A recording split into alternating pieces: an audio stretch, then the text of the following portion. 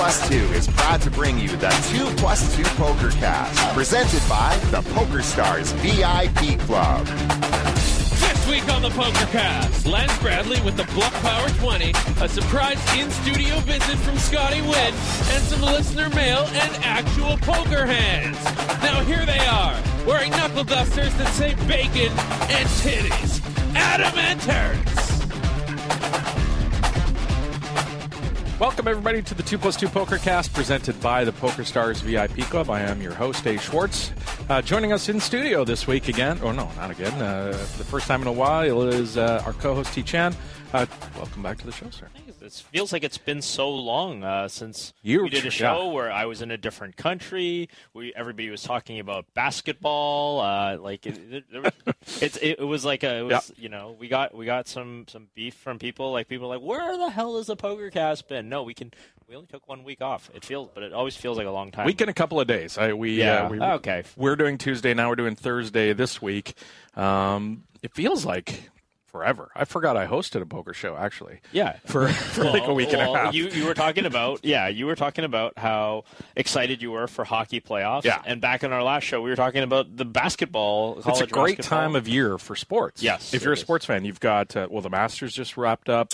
You've got the first round of the greatest trophy in sports, the greatest tournament in sports. Absolutely. The NHL playoffs. Not that we're biased at all. But it is great because, like, regular season hockey, like, if you don't give a shit about it, I don't blame you. I hardly. Exactly. It's boring. Like, regular season. I mean, baseball, I would say it's boring. Yeah, like same thing. You know, it's 82 games of guys trying pretty hard. Most of the time. Like, guys are dirty. But you watch, like, game one was last night. Guys are just, like, every Balls loose out. puck, like, diving in front of every shot, just trying to cream. You know, you got, like, guys who are, like, my size trying to hit guys who are, like, 6'4". Like, you know, everybody wants it so bad. So, like, hockey playoffs are super fantastic. Super exciting. If only we had an Alan Boston to tell us who we needed to bet on for the hockey playoffs. For the hockey playoffs. Everybody who listened to the show did pretty good in the old college hoops. We went 4 for 4. Alan Boston went 4 for 4. He had the play-in game. Mm-hmm. He had Georgia State, Michigan State, yeah. and then Kentucky not to win. To win. He said 4 bets. That was the only one we were closest winning at the end. Table. But that was pretty cool. Joining us also is our producer at large, Mr. Roscoe P. Coulter. Hi, nice to be on your show again. Back from New York. We'll get to that. I want to hear about your New York trip. Right. But first, I think off the top of the show, we should say in the 2 weeks that we were off that the poker world lost a character. Mm-hmm. We talked about him last show, that he wasn't doing well. This is David Uli at the Devilfish. And in the time we were off, he did pass away. Now, it's difficult to when somebody passes like this. Certainly a big figure in the poker world, a big important figure for a lot of reasons. He brought a lot of people to the game. He was, of course, late night poker. It did so much for the game in Europe and in the UK, and obviously he was sort of considered the godfather of poker in the UK. Would you say Devilfish is arguably the most important British poker player ever, or he's certainly? I don't think there's much argument as far as popularity and people that know who Devilfish is. Sort of like the way Negreanu in Canada kind of thing. Doyle in the U.S. Yeah, exactly. So, but there's a lot of things. There was a lot of different sides to. He's a controversial guy for sure. I mean. Rub people the wrong way. Yeah, did jail time. Did jail time when he was younger before he started playing poker. Yeah, rub people the wrong way. May have made members of the opposite sex feel uncomfortable at the table. Well, definitely. Probably. Yeah, there's no question about that. And so that's the bit makes it difficult when he does pass to talk about him, because you don't want to be focusing on negative parts about a guy's past when he passed. I mean, that's not the time. But you want to objectively be able to talk about what the legacy of this guy is. And so when I say to you, now that this has happened, what is the what is the legacy of David Devilfish Elliott? Like, what do you say? I think about poker right away. I think about his battles with Tony G, verbal sparring. I also do think about some of the the stuff he says to, maybe casual type players as well. You often see him when he was doing televised pokers, calling people idiots and explaining how great of a player he was to everybody, that kind of thing. What were you doing in that hand? That kind of stuff we don't like. We've talked about for years, and the poker community is united against being disrespectful to players at the table. Yet he, for some reason, got away with it almost. And at the same time, I think a part of it is the personality, because we don't, we also, the other thing that we talk about a lot in the show is how dry a lot of personalities are, and whether this needs, we need people like that. I mean, you talk about the characters that accelerated the poker boom in the 2000s, the bigger than life personality, the Devilfish or Johnny Chan or Doyle or Ivy a little bit later on. A lot of these guys were just, Chris Ferguson, like all of these guys who sort of had like a look about them, a feel about them, and Devilfish certainly had that. I mean, he's got like the brass knuckles and the gold jewels and the slick back hair and the kind of like steely like gangster did he bury a man in the desert kind of look about him. And there's that aspect of it, but a lot of it was was he involved in shady whatever things or whatever you don't really know, but it's part of the mystique, and at the same time it's also safe to say the guy wasn't an angel, and I don't think we'll be offending anybody by saying that.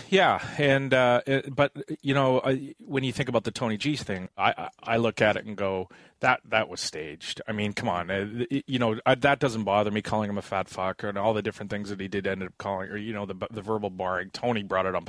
Tony did the same thing. These are two guys who are experienced in front of the camera. They knock yourself out.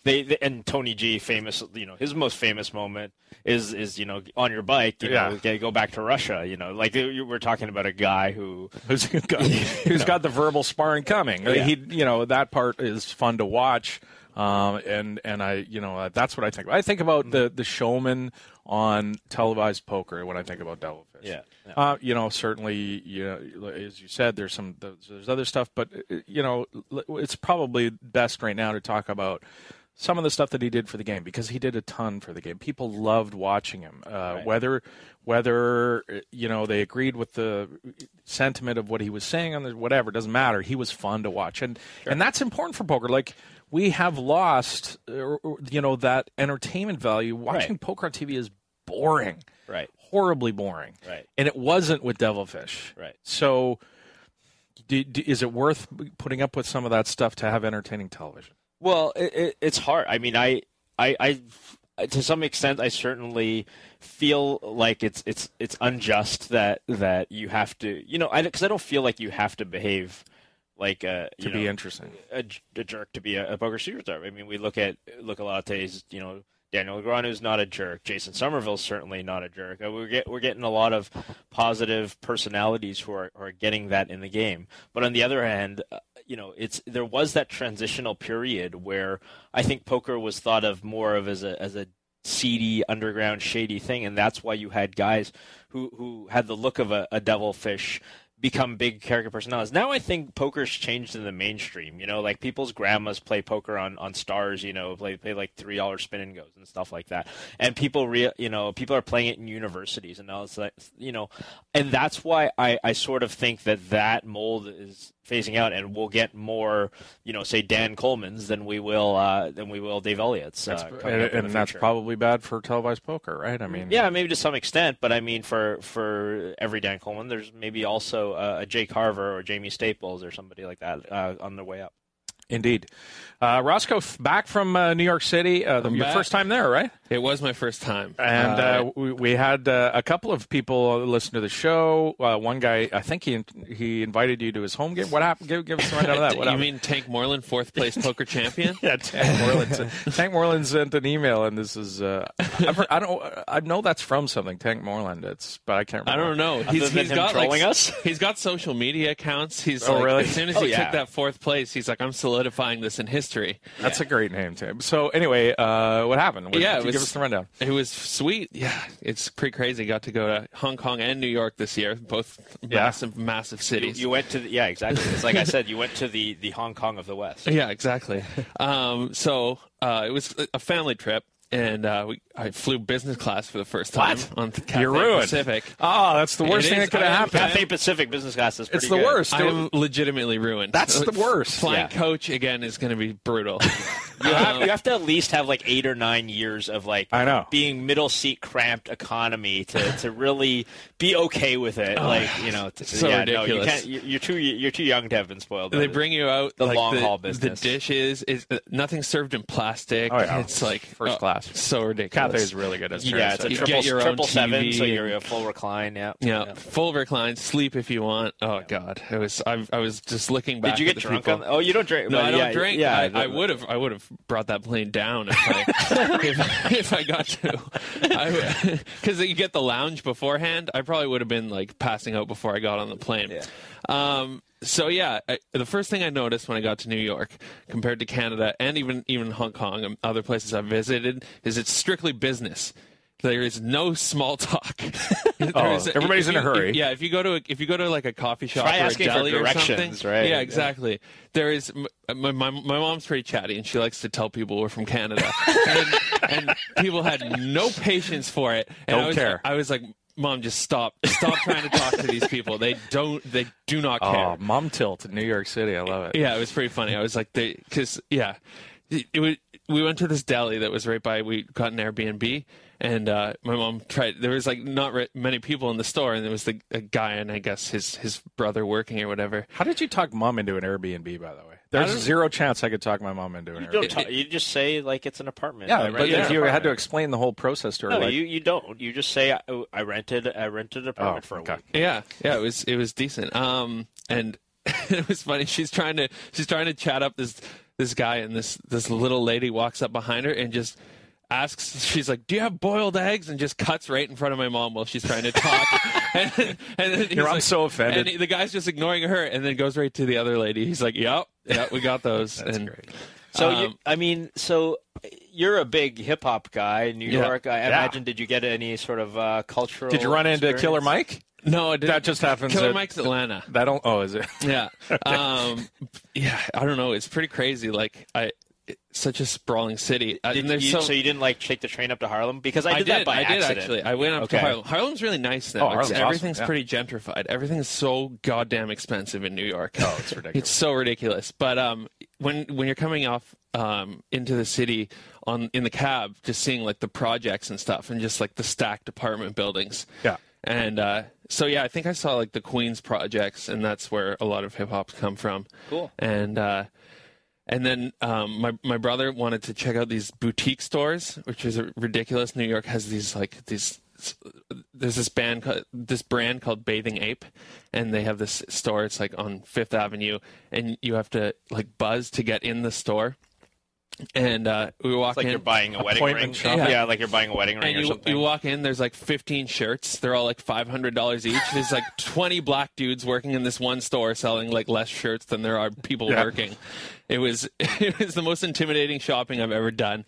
At the back of the store, you feel like you have to buy something. Yeah, I definitely didn't because it was so ridiculous. But we went to these stores. I've never been in stores like that before, and you have to walk so far. In New York, I've found like there's a you take the shitload of subway walking everywhere. Yeah, you take the subway, but I mean it's hard to figure out the subway, and I only had like 3 days. Yeah, and it's so ridiculous. Like we did a tour, and they were telling us like apartment prices, and to get like a studio in Manhattan is like $3,000 a month. Yeah, it's like I could How much was your Airbnb? I think it was like $250 a night. That's and then not bad. I managed to find us a hotel on the third night that was cheaper because we only had it for 2 nights. It was a nice place. It was in like the West Village. And I could never afford to live there at like the way I'm living You in can. here. And people complain about how expensive Vancouver is, but like it's there's no comparison. And we drove by like the east side of Central Park where all like the billionaires live. It's like the $70 million condos. Oh, yeah, it's nuts. It's fun going on Zillow, by the way, and looking at like Zillow in Manhattan and seeing like the $20 million house. To see what it looks like. There's a TV show about there's some realtors in New York that I used to watch. $1 million listing or something like that. Yeah, that's. I was looking. I googled it, and I think there's over 30 condos in New York for sale right now, over $30 million. Yeah, that's nuts. And but yeah, so The only thing that I found and pretty much any American city was like an amazing city, but I'm walking around like this would be so much better if I could play on PokerStars here. That's how they feel, by the way. All of them living in Toronto, Vancouver, and Rosarito or Tijuana or whatever. But an amazing city, and I'd like to give a shout out to Eddie Fox, AWOL, on the forums. We were trying to connect, and a bunch of stuff happened with my family. My brother got sick, and I never got to connect with him. He worked like 10 blocks away from where my hotel was, and I really wanted to get a hold of him. So there you go. Next time I'm out there, hopefully. Ross's trip to New York. Go play with Tank Moreland. Yeah, go hang in out the with home Tank. game. I mentioned the hockey playoffs. Terrence, I saw you were in a little bit of a Twitter discussion with MJ with advanced stats. Oh, yeah. I just saw your... It was so amusing tilted to me because, I hang out with MJ still, and we're buddies, and he's a huge hockey fan. I'm a huge hockey fan. You're a huge hockey fan.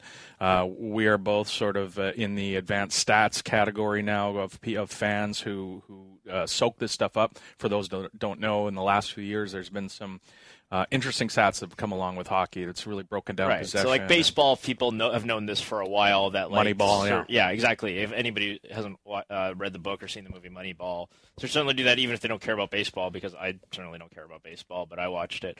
But yeah, like statistics, I think I'm of the opinion that advanced statistic and metrics makes watching sports more fun. Totally. Not less fun, because you kind of you think that way. A lot of people think that way. Yeah. Other people don't. They think they ruin the game. You're just trying to reduce this glorious game to just a number, and that's it's not, MJ. And it's not like it's not like that. It enhances the enjoyment. I mean, imagine if sports didn't have like any stats other than what the score was. There's a reason why stats get provided when you're watching the thing on TV. When you're watching a basketball game, they could just show you the score. Yeah. But they don't. They tell you, like, how's this, shooting guard been shooting over the last 12 games on the road, against whatever. But, I got in with MJ a little bit, and it just, I mean, it's the same thing. Like, I'm friends with it, too, so I don't, You want to stay away because you might get into a big argument. I'm the same way. Yeah. I know that some in our audience don't know the finer points of hockey.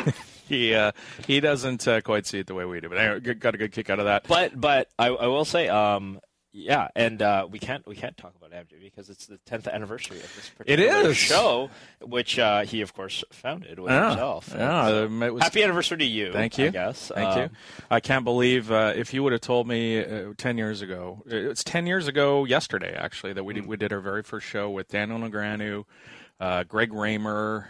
And geez, you just kind of blew your water straight out of the gate, right? Yeah. Mike Sexton. Yeah, we figured we'd just go all out because we might not have a show too. Yeah. Well, and it's 2005. It was probably a lot easier to get a hold of these guys. Yeah. Like now, if you ask Daniel, like how many different people would you have to go through to like get Daniel on the show now? Yeah. For sure. I mean, maybe for we go back with him a little bit. He wouldn't blow us up. But I mean, how many media requests do those guys get now? I mean, maybe Raymer a little bit less now, but I'm sure Sexton gets a lot. Daniel clearly gets a lot. But I mean, guys of that caliber, it was a lot easier to kind of get them in 2005 because there wasn't a zillion media poker outlets trying to get a hold of them. It was a fun time. I wish some of those shows were still available. I don't know if anybody downloaded them or anything, but maybe let us know. We don't have any of the Rounders shows, I don't think, left. But if somebody out there for some reason kept them on their computer, I'd love to hear about it. 10 years. Again, crazy that it's been that long. I still have a ton of fun doing it. I look forward to it every week. So for the near term, I can't see me going anywhere as long as. When was MJ's last show, by the way? MJ's last show was in July of last year. So I guess I'm coming close to my 1-year anniversary. You are. You're getting there. Me too, actually. Yeah, Ross. Yeah, Ross as well. But MJ's always in the back of the show, though. Like his presence is always here. It's always here. Yeah, but there's a lot of listeners who've never heard the show with MJ, probably. I guess anybody who picked it up in the last 9 months. Indeed.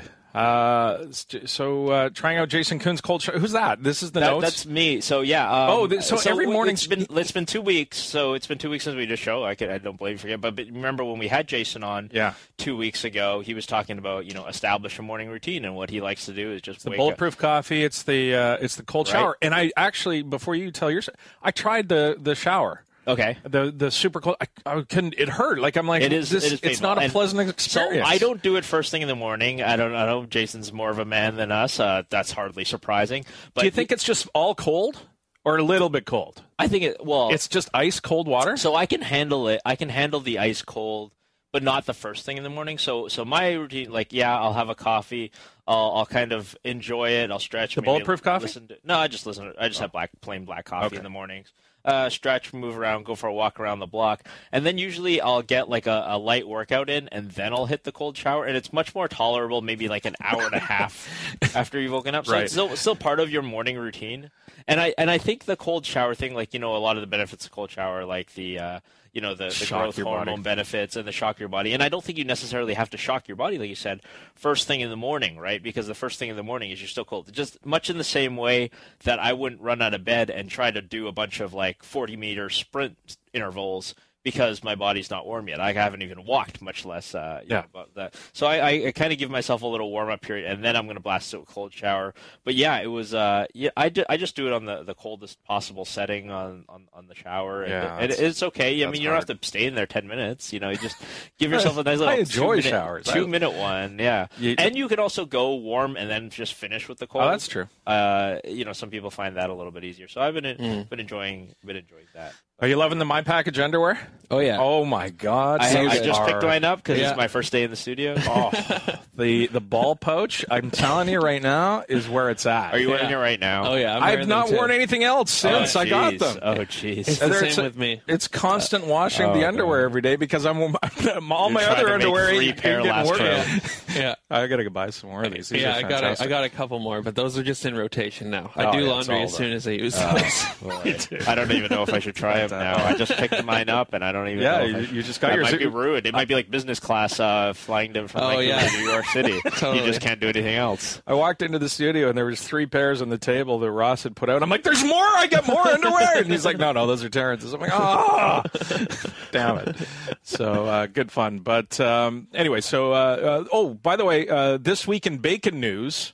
This was sent in. Bacon news every week. We have bacon news. This week in Bacon News was sent in by @Don_Sturdy. Bacon may have the ability to prolong your life, according to recent studies by researchers in Zurich. The pork product apparently full of niacin, which is also known as vitamin B3, which has been linked to longer lifespan. So bacon is good. It's funny. That's how science works. Basically. There's this thing has this stuff, and this stuff. It just automatically. They fed it to rats. They fed niacin to rats, and they lived 10% longer or something. I read the study. It was interesting. But this guy who sent it in, or the people who sent it in @Don_Sturdy, have a podcast that has competitive eaters. And they talk about competitive eating and man versus food. Yeah. So if that kind of stuff interests you at all, check out @Don_Sturdy. People keep calling for Ross to do the bacon challenge. So the bacon challenge is it's good for your health. It's a healthy challenge. It's a good thing to do. It's like the lettuce challenge. Smoothie. Yeah, the kale smoothie challenge, the bacon challenge. They go hand in hand. One not like the other. The kale starting to sound like the Joe Stapleton smoothie. Yeah, we've talked about that. That's disgusting. Yeah. In case you missed it. Now, it's time for In Case You Missed It. How did he miss the open goal? 6x4, and he comes up 0.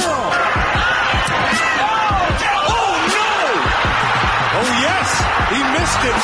He's missed it! How on earth did he miss that?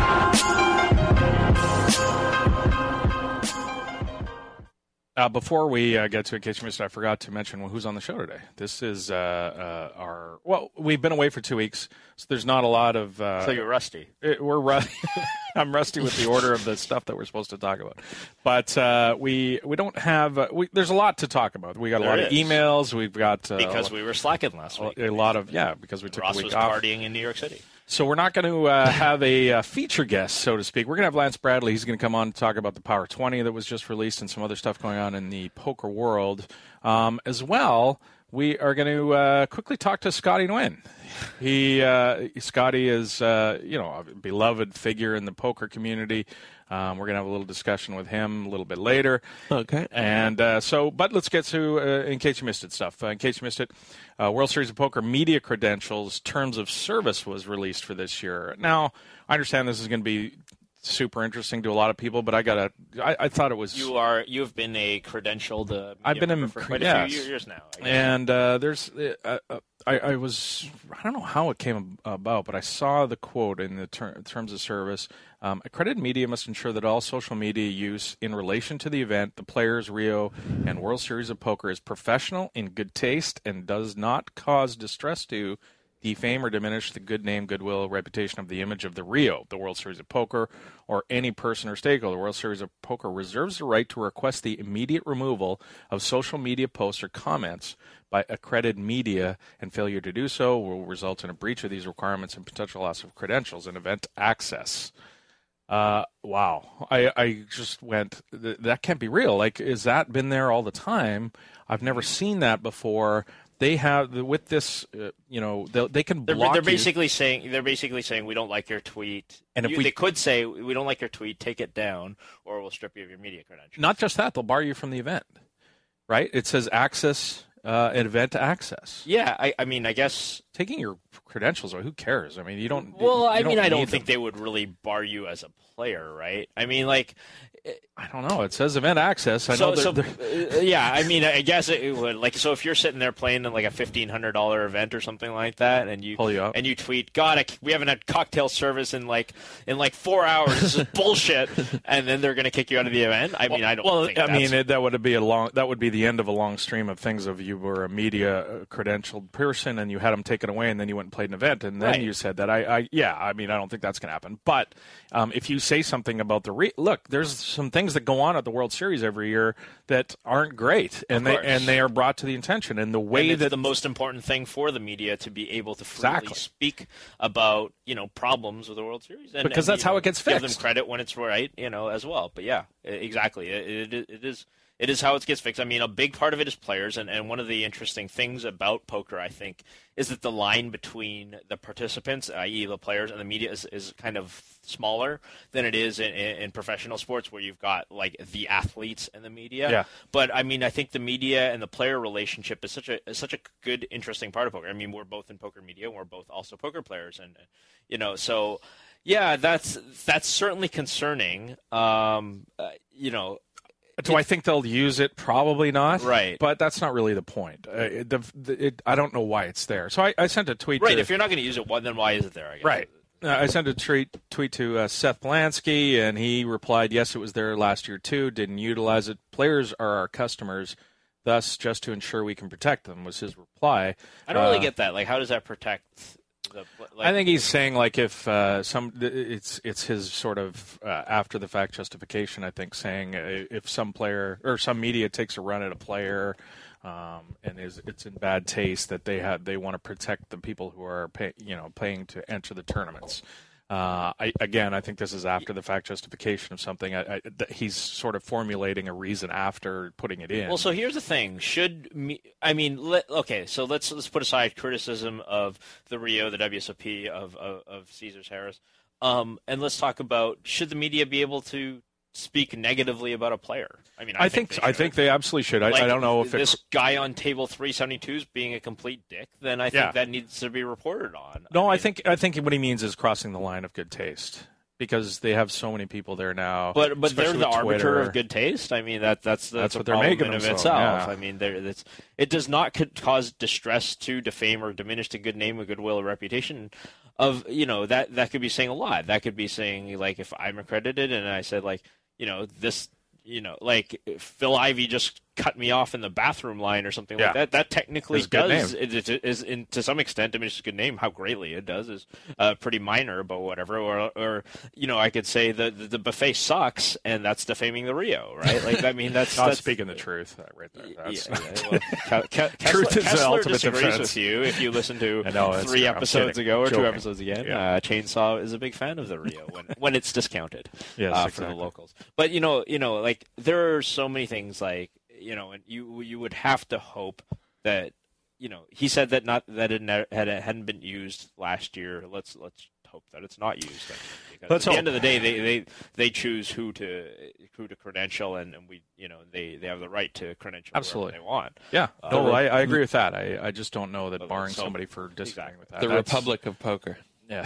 So So I'd sent that tweet, and Seth replied, said, it was there last year. Kev Math actually pulled the last year's tournaments and conditions, and it wasn't there. This is a brand new clause.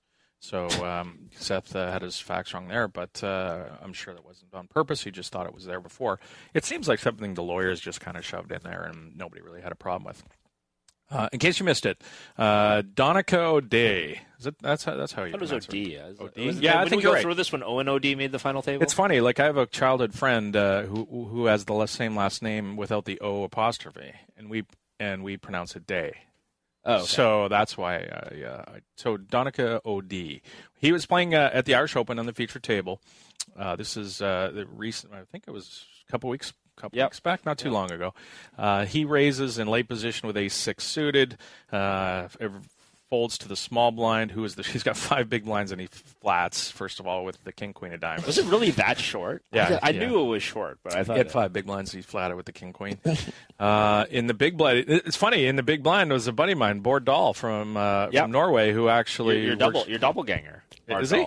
Is he? He looks a little like you, I think. Yeah. Or at least he did back in the day. He looks almost the same as he always does. I should look again at the most recent video. Back in the day, you guys were pretty similar. That's funny. He's in the big blind. Oh yeah, come on, look at this one. Sorry, this is radio. I know that is us. But Ross, is that Adam? Is that just Adam? So we both have 2 chins. So I put in Bård Dahl, and it's image number 3. If you go to Google Images, Bård Dahl image number 3 is basically Adam, except he looks younger.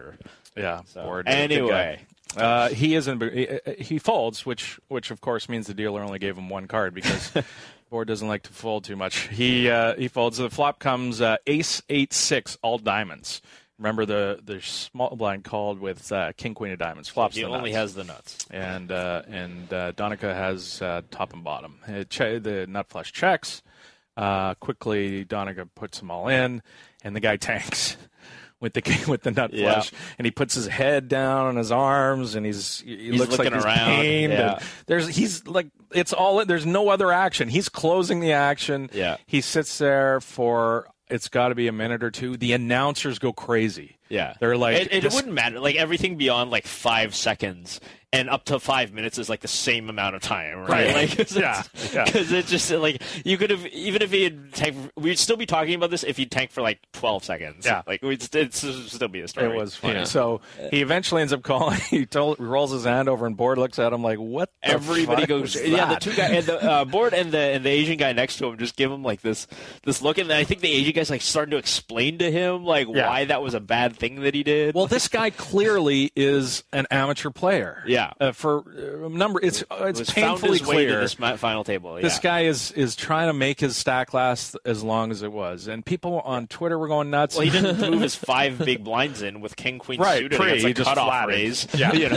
So Jimmy Fricky on Twitter says, I don't know why everybody's complaining about this slow roll. It was actually a nit roll. Well, which I kind of agree with. Yeah, no, I mean, like, misread his, like, didn't know what he had, whatever. Like, maybe he thought he had like the king of diamonds and the queen heart. Yeah. I think there was I read a post where somebody talked to him afterwards and said, no, he knew what he had, but whatever. He wanted TV time. Well, he didn't realize that it was bad. Like, he didn't realize that it was a bad thing to do to slow roll, which is I'll try to find that post. I don't have it up right now, but there was somebody who didn't know what he had, but I don't know that it was a nit roll. I think it was just like a clueless roll. Yeah. If anything. It seemed like it wasn't. I don't think it was in with malice. It didn't appear to be because like if you look at him, he just has like this kind of goofballish look about him. Yeah.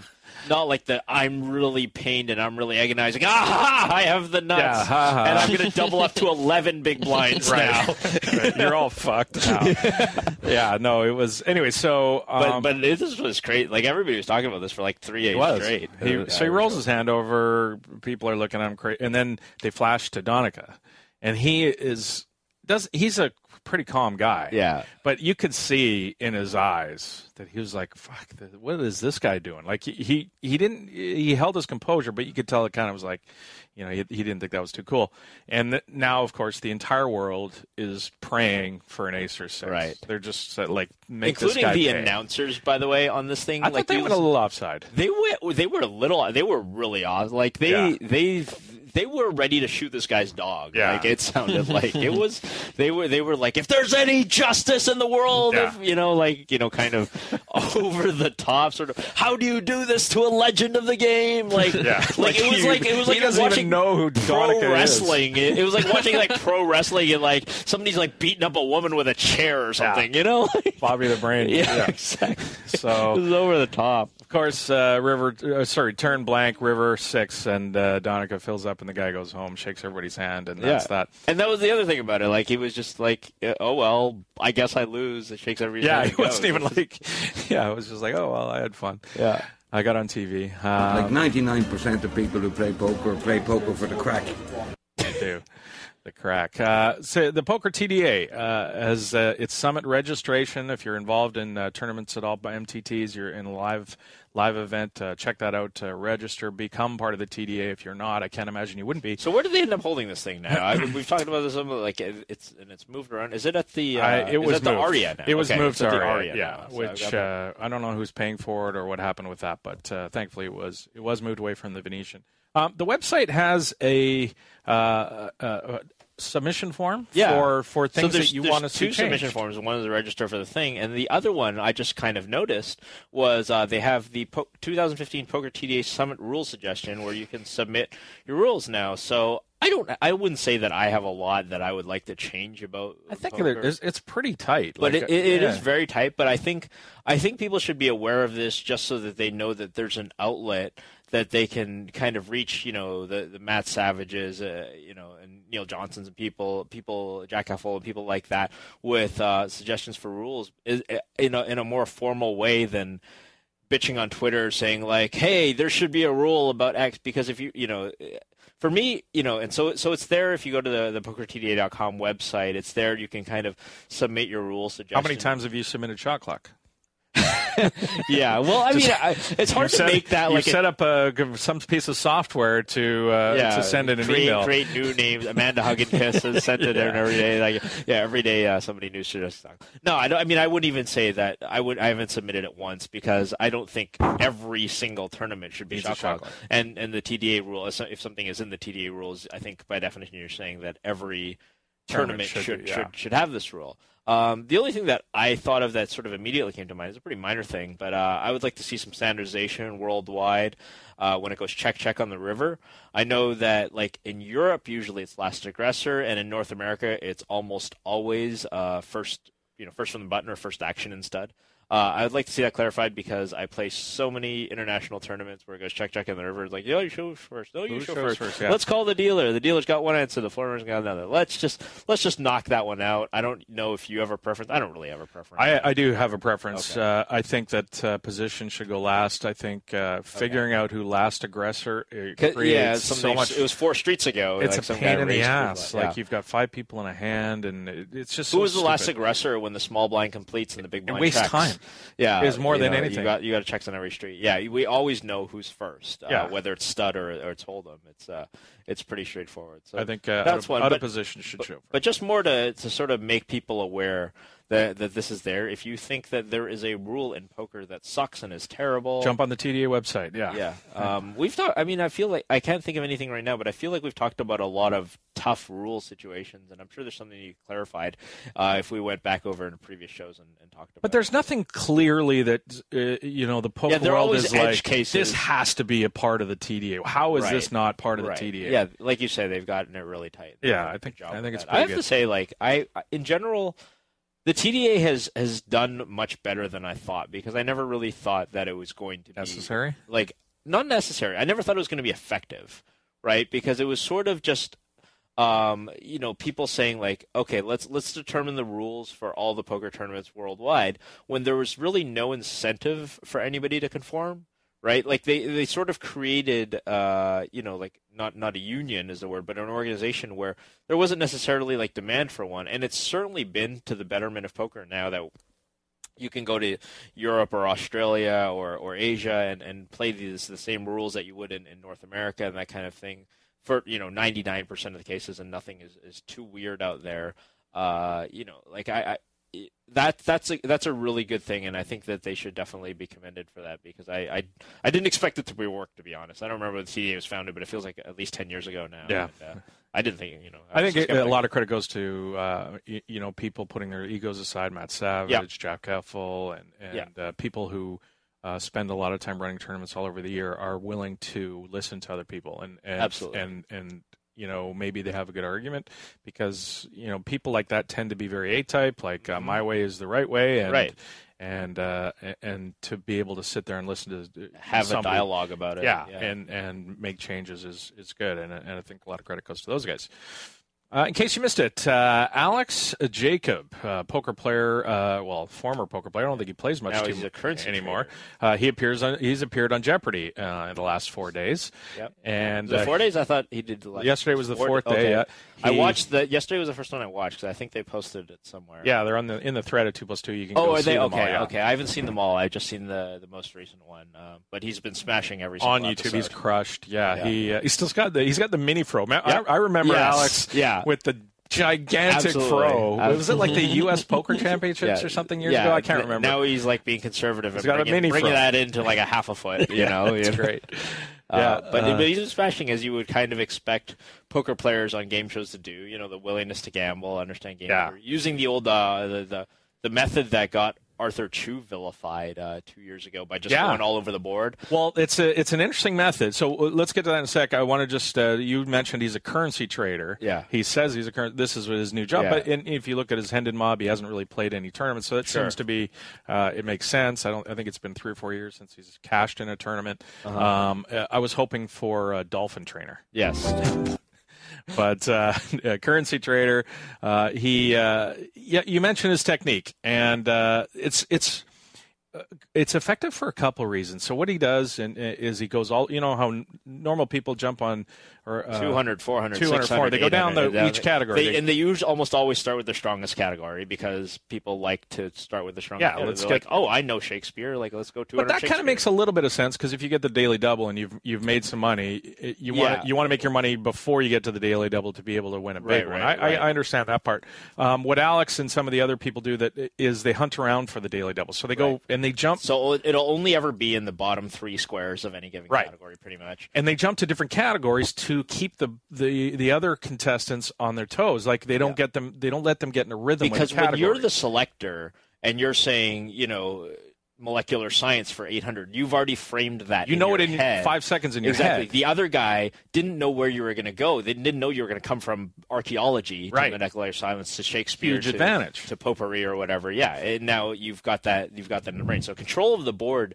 is becoming a really important thing. And people just thought, control of the board. That doesn't matter. Means when I finish with this category, that means I get to choose the next from one. left to right. Yeah, exactly. Yeah, no, for sure. And the other thing, so he's daily double hunting. Yeah, and because it's a huge advantage. People are realizing or have realized that the daily doubles are huge. They're worth. I don't know what the daily double hit rate is, but it's way over 50%, and it's an even money. It's obviously 1-to-1. So pretty much going all in on your first.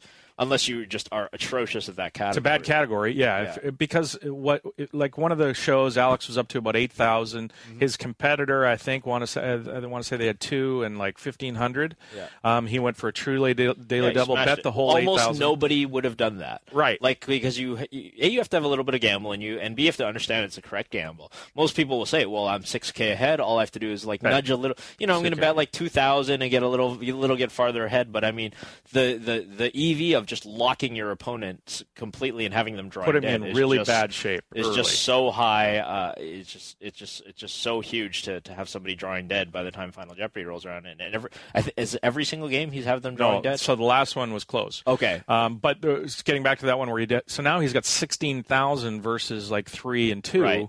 He's in a commanding position. If he misses, he's still down. It's still close. And now when he gets control of the board, now he's going for the $200 questions.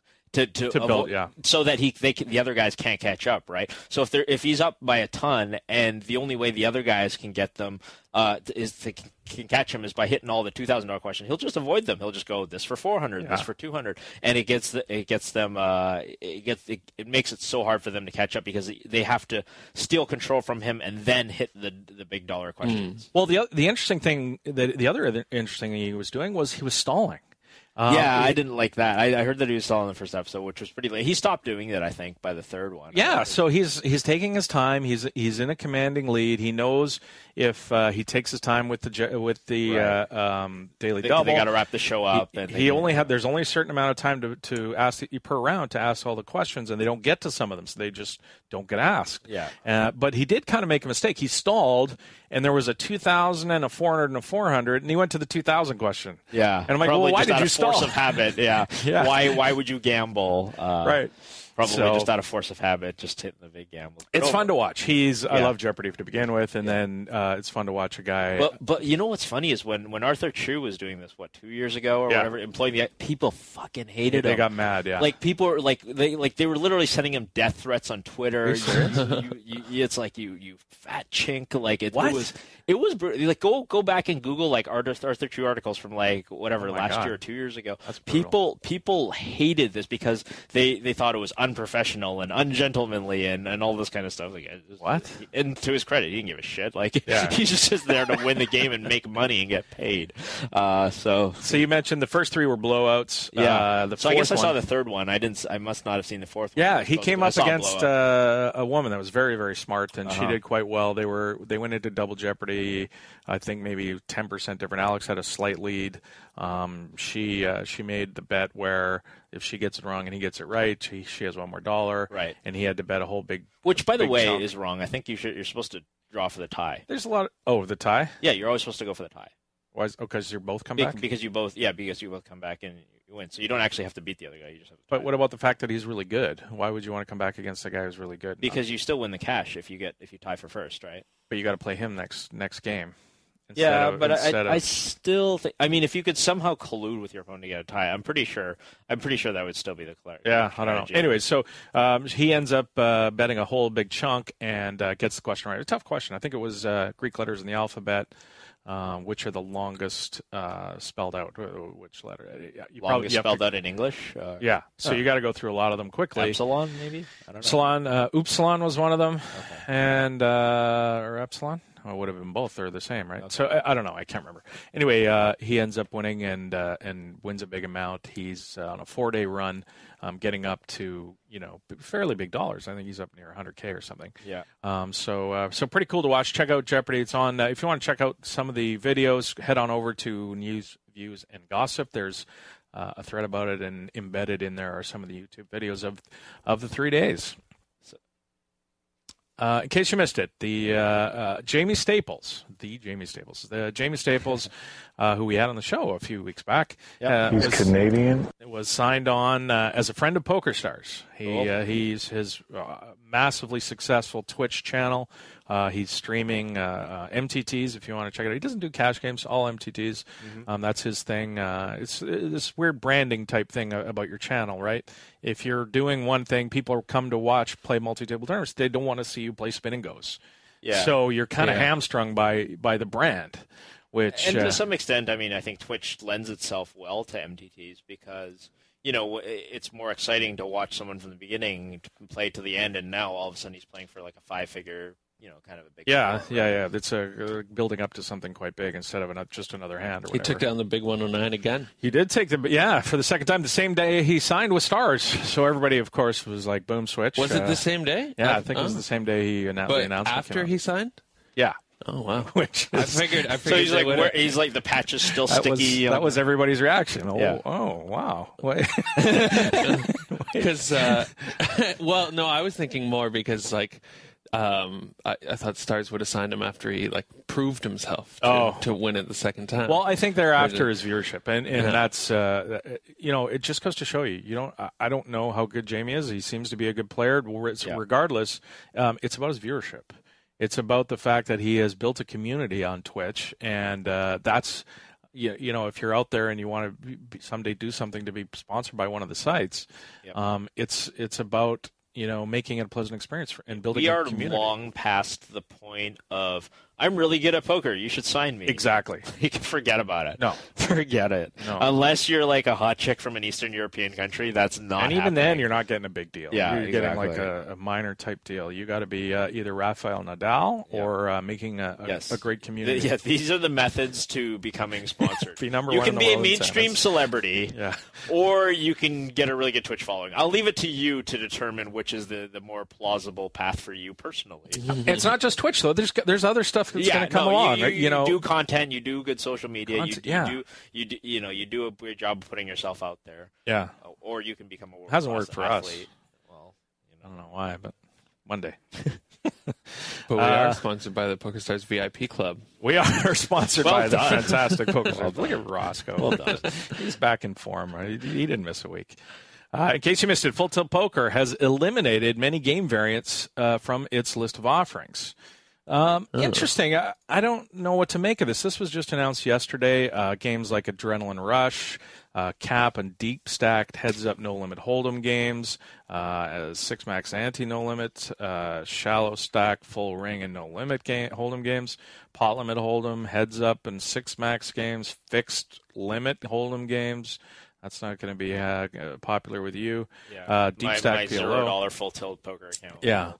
But it's an interesting move. There's a whole bunch of stuff that they got rid of, and there was some discussion that it was about Seven game. It was a surprising one, given mixed game popularity. But it's clearly just like a consolidation tactic. Full Tilt has had a rough last year or so. I mean, in terms of traffic, I don't really know if Amaya even knows what they're doing with the thing. Like, well, they don't. Well, it's not clearly whatever what the theory was. Maybe as far as operating the site going forward, hasn't been as successful as they would have hoped. Yeah, I mean, and it's clear because all the resources, all the resources are on PokerStars and building PokerStars, and all the new innovations are on PokerStars. And I'm sure the developmental staff and most of the Poker Room Manager, I'm sure that's mostly PokerStars. Full Tilt is now like a bit of a forgotten stepchild. It doesn't.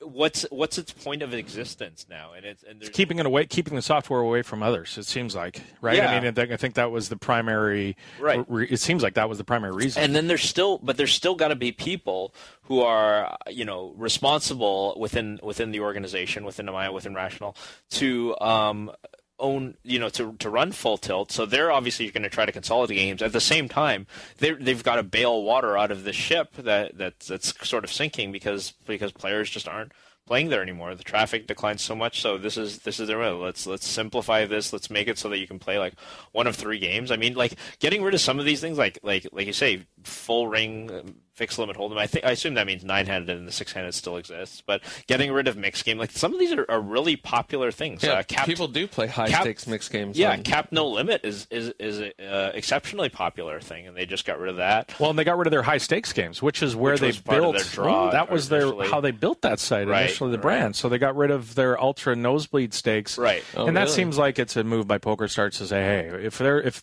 nosebleed games are going to go off, guess what? They're going to be on PokerStars. Yeah. And so and some were saying it was a move to make the site more attractive to casual players. It's intimidating to jump on Full Tilt, try and find your game in the lobby. The lobby is this confusing mess of a million different games.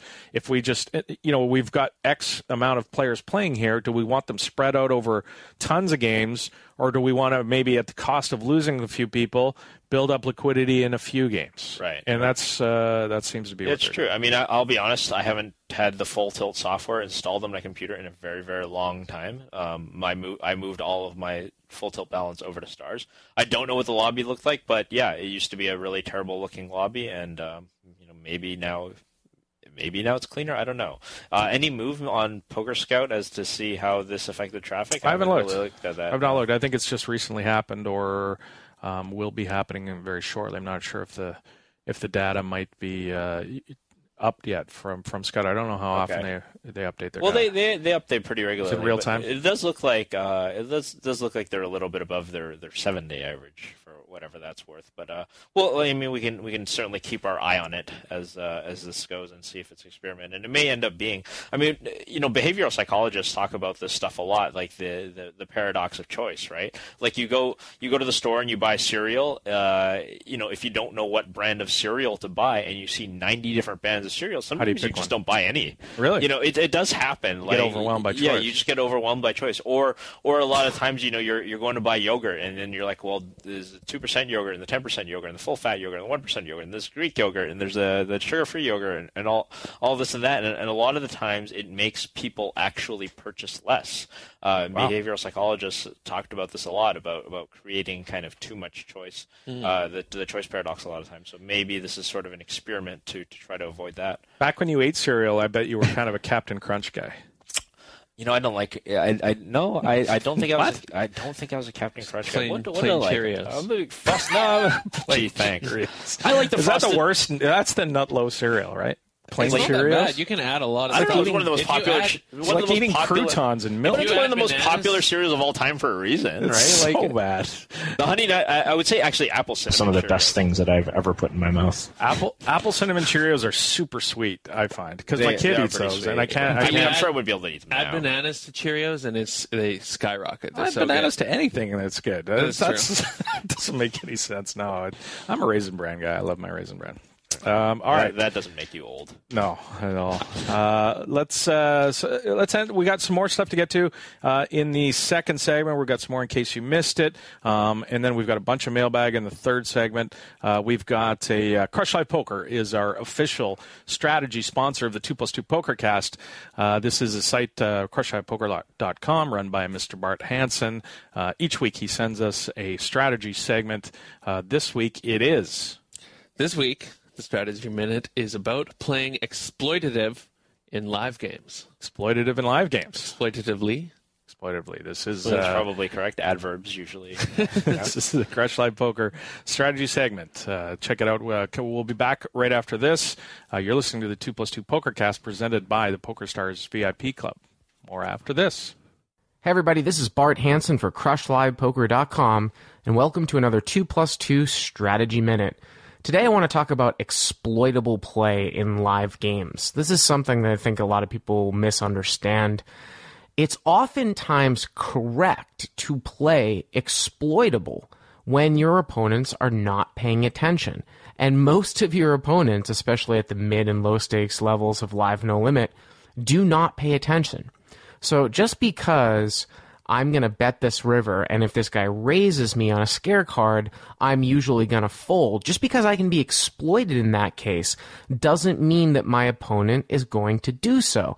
And that's why a lot of times the best approach to playing live games is to play exploitable, because if people aren't making the proper adjustments to your exploitable lines, you'll just continue to profit. Now let's get back to the PokerCast. Hey, folks, don't forget to follow the PokerCast crew on Twitter. Adam is at PokerCastAdam, and he'll keep you up to date on things like upcoming guests, listener contests, and all the latest bacon-related food innovations. Follow Ross at PokerCastRoss, and you'll discover new hip-hop bands and learn how to not play micro-stakes no limit. Also, give us a like on Facebook, where we post lots of photos and other nonsense. Hi guys, it's Mike from ProfessionalPoker.com and the 2+2 store with some great news for our PokerStars players. You can now use your frequent player points to purchase gift cards available from ProfessionalPoker.com. These same cards will also work at the 2+2 store. The gift cards come in increments of $25 and $50, and you can apply multiple gift cards per order. So now you can get the books, videos, and ebooks from all the major publishers using just your FPPs. So check out the gift card section of the PokerStars FPP store and pick up the poker training material you've had your eye on for a while at the 2+2 store and ProfessionalPoker.com. Middle position makes it 2,500 to go at 6-12. Button calls, and I peel with 8-7 off in the big blind. Flop comes Queen 7-6 with a diamond flush draw.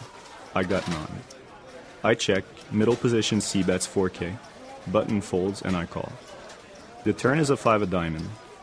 I lead this time for 13,000, and he calls quickly. The river is a jack off suit, and I bet again, 32K this time, and he snap mucks. Team Pro Online's Marc-Andre French Dog Ladouceur is a Supernova Elite VIP. This is the 2+2 Pokercast, presented by the PokerStars VIP Club. Hey guys, this is Bart Hansen for CrushLivePoker.com. Whether you're a recreational player who wants to compete at the tables, or you're a professional and you want to increase your win rate, the material that I've produced at crushlivepoker.com will make you a better poker player.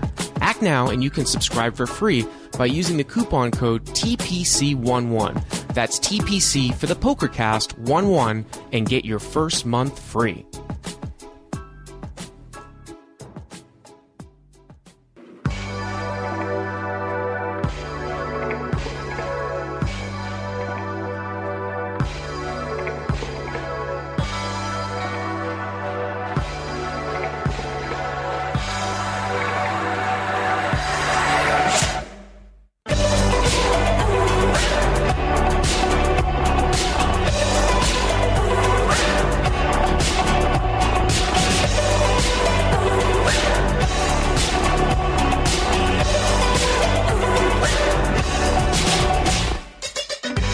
Back to the 2+2 Pokercast presented by the PokerStars VIP Club.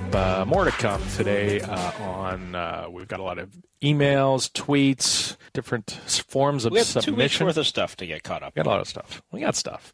Before we get on to talking to Mr. Lance Bradley about the Power 20, we are going to quickly talk to our old friend Scotty Nguyen, who Scotty. I'm excited about this. Yeah, hasn't been on the show for a long time. Scotty, of course, the world champion of what year, Terrence? 98? Bink. Is that right? I believe that's correct. 99 is Ferguson. That's correct. No, I think 2000 Ferguson. Ferguson. 99 is Varconi, right? Oh, look at you. Because I was looking at some YouTube clips of Scotty for research for this interview. And I think it was 1998 that he has the... It's 98. Stu Unger, 97. Yeah, Scotty in 98. Okay. I will bow to your superior knowledge. Over Kevin McBride. Oh, I do remember that part. Yeah, of course. So we were hoping to have him in studio. He's late, so let's just give him a quick call. Scotty, we've got him on the phone. Thanks for joining us. We're hoping you're going to be in studio, Scotty. Are you here yet? I rolled up. You just rolled up. Perfect. You said not to call your cell phone. I apologize. You're late. We were worried you got lost. Your call going to be all over, baby. We won't call again. No, I promise. Let's get him in here. It's Ross, he's at the door. Go let him in. Hey, Scotty. Nice to have you here. Listen, baby. Why are your legs so far apart when you're walking? What's in your pen? Did you hurt yourself? You have something in your pen? Did you get kicked in the balls? I think I'm at the full house somewhere in here. Oh, man. Oh, I can smell it. There's some baby wipes up in the bathroom for that. Where's the beer, baby? It's just you and me drinking, baby. Terrence is allergic to alcohol. Ross is a friend of Bill's. Not going to happen today. It's just you and me. I'm Scotty Nguyen. I can see you're Scotty to win. Hey, Scotty, what do you say? Let's order some pizza. We did. We ordered some pizza. We got some lunch. Go check it out. There's some thin crust. We got some Chicago style over there. What do you want? Chicago's too cold for me. Oh, Chicago's too cold. Okay, yeah. Check out the thin crust. So there's some talk at the TDA summit this year. They're going to change some of the rules, making it illegal to wear necklaces with big medallions. What are you going to do if that happens? My job. I would never play poker again. All right, I get it. I said this guy right here thinking horseshoe still sticking his. Scotty, easy, buddy. It's not me. It's the TDA. Well, put the weapon down. What the hell? Calm down. Just kidding. No They're fun not when Scotty got the gun, baby. It's no fun when Scotty got the gun. I miss Scotty. That's the best. The laugh is the best. Where is Scotty Nguyen these days? By the way, I don't know. Maybe you could ask Daniel, since he likes to Daniel do Scotty impressions. But I mean, we just haven't seen him around. He's just not been any. I'm sure he's grinding somewhere. Think so? I'm sure MTT variants being what it is. Probably he's got like 19 kids or something to feed, right? Like he's probably got to play cash games a little more than him. Yeah, Wasn't it that famous episode where he couldn't remember all those kids' names? No, that's names? Men.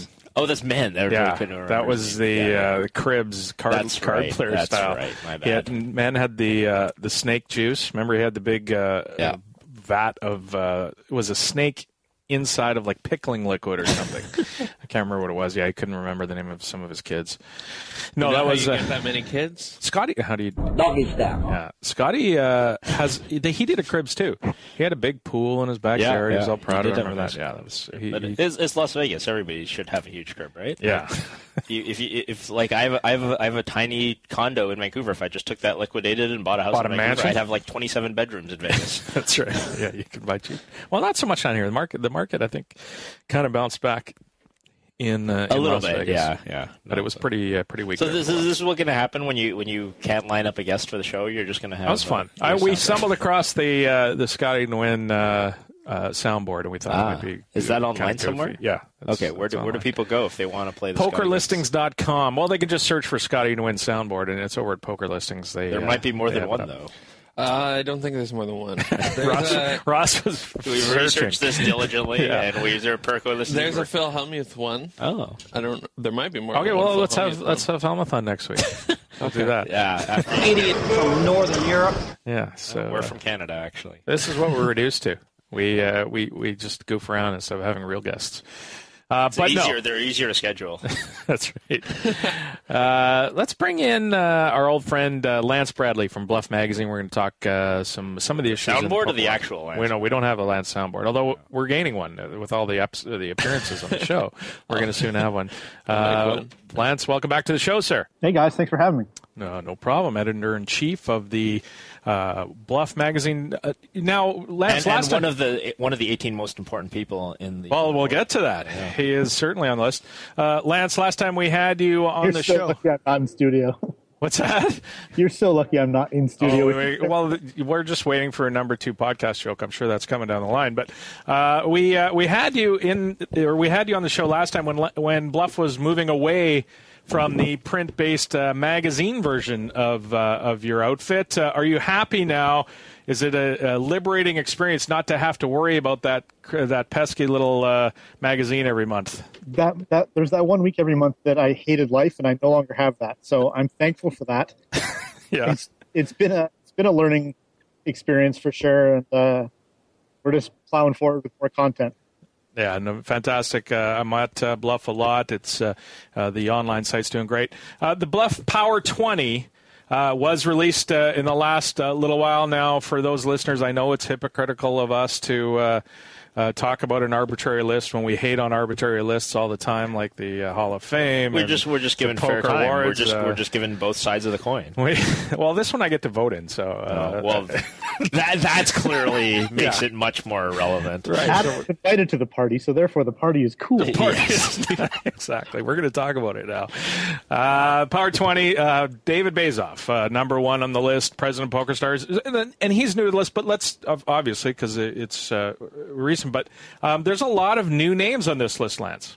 There is. Every year we see a little bit of turnover. This year it was sort of interesting to see just how many new names appeared on the list. Yeah, we had David Bazoff down the line. We'll get to some of the other people. Number 2, Sheldon Adelson, also new in the 1 and 2 new on the list. Sheldon Adelson, of course, bastard at large. The criteria this year was changed for the Bluff Power 20 in that if you have a negative effect on poker, you were also considered. That was specifically aimed at Sheldon, was it?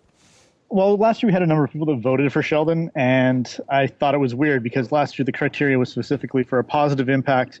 And talking with people that voted for him, they just said it was too much of an impact to ignore, so they included him anyway. And so we just decided to open it up and see if there's anybody else that made their way on the list for a negative reason.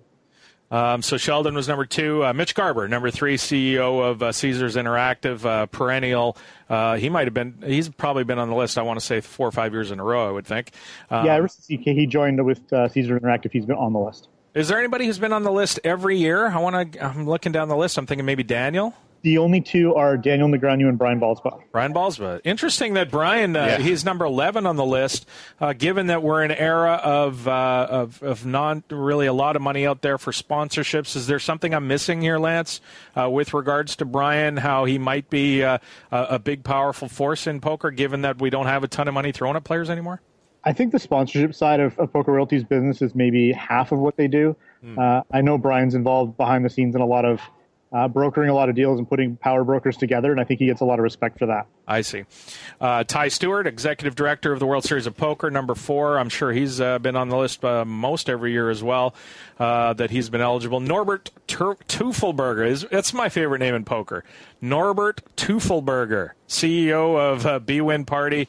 That one surprised me a bit that he was that high, Lance, given that Party almost doesn't care about poker anymore, it seems. Yes, they are making some moves here into the U.S. regulated scene, but in the other part of their world business with regards to poker, it seems like they don't care about poker. Yeah, poker certainly isn't a big focus of what they do as much as it was maybe 4 or 5 years ago, but they still wield a pretty huge player base and do spend a bit of money with the World Poker Tour, so they're up there for sure. Michael Hazel, number 6, he's a new one as well. I'm not sure a lot of people know who he is. He's the interim CEO of PokerStars. Talking to some people sort of involved, the notion is that David Bazoff kind of lets the ship run itself. He's not a hands-on type guy like Isai was. He kind of lets the ship, take its own course. Yeah, to his credit, I think that's a pretty smart move. The fear would be that a guy would come in and spend all that money and expect to be able to make all the decisions himself, just knows better. But he's relying on the guys that have been there and have done it before, so good on him for that. What do you know, Lance, about Michael Hazel? Because he's the guy on this list, at least towards the top of the list, that people probably know the least about. He's the interim CEO, but I don't know if he's a poker guy or, I know he was the CFO of Rational, and can you shed a little bit of light on who this guy is and, what maybe we might see from him or what we might know about him? Yeah, he struck me as interesting just because he started showing up on ballots right from as soon as I started getting some back. His name was there, and I sort of had to do a little bit of digging to find out. He's been with Rational for, I think it's 8 years or almost 9 now. But before that, he's been with Microsoft. He's been in the tech world. He knows how to run big business. So I think he's got the respect of everybody at PokerStars now. And I think that's why the interim tag is why just decoration only. I think it's just a matter of time before they remove that. Number 7, Daniel Negreanu, of course, team pro to PokerStars, perennial maker of this list. Jeffrey Haas, number 8, who is the poker director at B-Win Party. So B-Win Party has 2 guys in the top 8, which kind of surprised me a little bit, again, talking about what their focus is. Brian Mattingly, CEO of 888, is number 9. Number 10, Adam Pliskett, president of the World Poker Tour. That one I understand for sure. He was on my list. He, president of the World Poker Tour. The World Poker Tour now is really doing some great things. Were you surprised that Adam wasn't maybe a little higher on that list? No, and I think this is where we get into some of the way that the voting dynamic works. Is he's essentially the 3rd B-Win Party employee in the top 10, so he loses some votes because guys like Haas take some from him. It's just it's like all-star voting in hockey. You get the same sort of dynamic in play where a guy loses votes where maybe he shouldn't. 11 is Brian Balswood. We talked about him. Number 12, Isidore Hall, who is a senator from California. Of course, in California now we have this ongoing battle to get poker regulated in that state. Isidore Hall he's pro poker. He's a guy working behind the scenes to get it done, right? Yeah, and by all accounts, he's sort of the guy that if it's going to happen soon, it's going to be because of him. Yeah, let's hope that does happen. Edgar Stuckley, number 13, president of the EPT. Again, a guy I would have thought might have been higher than maybe the WPT, given that the EPT is such a strong brand. Yeah, I've never understood why there's such a difference between them. I mean, there's only 3 spots this year, but it's been wider between the WPT and EPT representative on the list. Sorry, Lance, is that possibly because of who's voting? Exactly, the voter demography and where they are located? Is that possibly an issue? No, I don't think so. We've actually gone out of our way the last 3 years really to make sure that we're including as many Europeans as we can, just because we find that while American voters tend to have sort of a specific group of like 30 guys they pull from, the European ballots are really vastly different depending on what region in Europe you're from. So we went out of our way to make sure we had a lot of those guys voting. And so I don't think that's what it is. It may just be a fact that it's such a big machine at this point that maybe he doesn't get enough credit for what he does. How many people vote, Lance? How many ballots do you get? We sent out 76 this year and got 61 back. Oh, that's interesting. 15 people didn't. So were some of the people, nominated, did you have to kind of go deep to try and figure out who these people were? Were there some funny ones? There's always a couple that throw me off, particularly when you get, like the Italian media voting, and they're voting for a regulator in Italy that I have no idea who it is. So it takes a little bit of detective work for sure. Yeah, I'm guessing you probably couldn't find some of those people. Chris Christie. David Rebuck, number 14, New Jersey Gaming Commission Director. That's understandable given the fact that we're moving forward, the interstate compacts and different stuff that's happening in New Jersey. And I want to say he was higher last year, right? I think we were on we're probably on the cusp of and then everybody realized that poker in New Jersey it's not that big of a thing yet.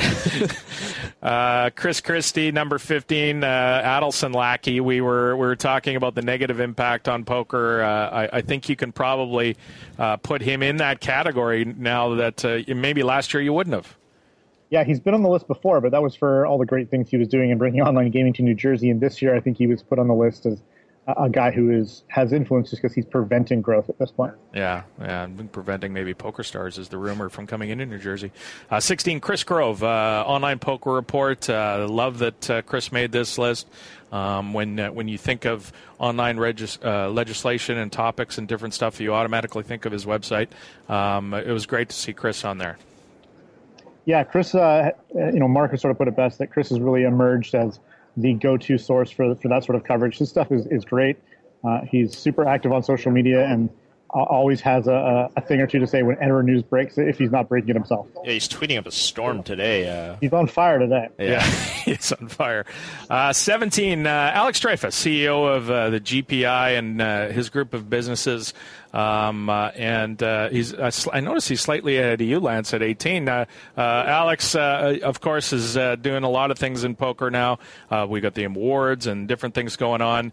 And yourself at 18. Rigged. I imagine it puts you in a difficult spot, right? I mean, this is sort of this thing where you're getting these votes. Do you exclude yourself given that this is your list, or do you listen to some of the people that are voting for you?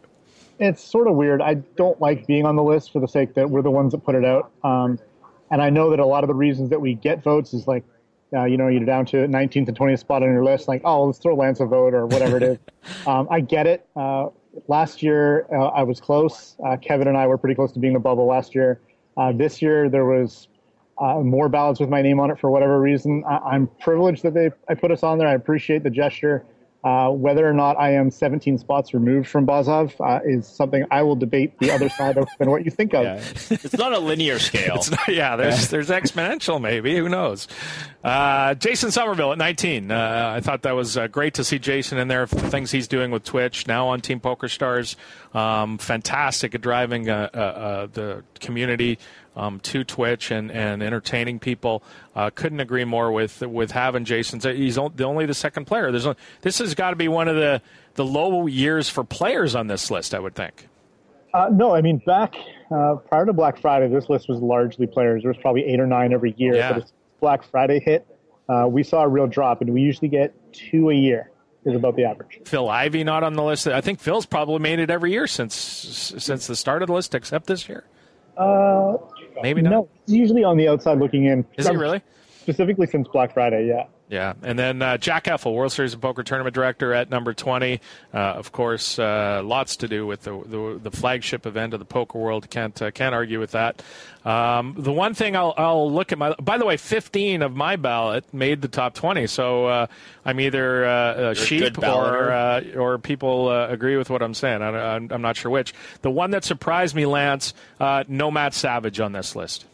Yeah, he's a mainstay on the list. He's been on all but the first year, I believe. So he was really close. So he was in the 25 to 30 range. And it's hard to say that anything would have happened to make him less influential. Exactly. It's not like he's over the last year. It's just maybe that we've had so much news, and there's sort of that recency bias towards the voters about thinking about, these are things that are happening now and relevant in California and New Jersey and all of this. And all the new people that made the list have to be come at the expense of others. Yeah, indeed. Fantastic. I do enjoy the Power 20, not just because I vote in it, but it is relative to what's going on in poker now. The Poker Hall of Fame and those some of the other stuff are so sort of, I don't know. We've talked about it enough, but I enjoy this every year to talk about some of the different people that are making a difference in poker. People like Chris Grove who get the attention that they deserve.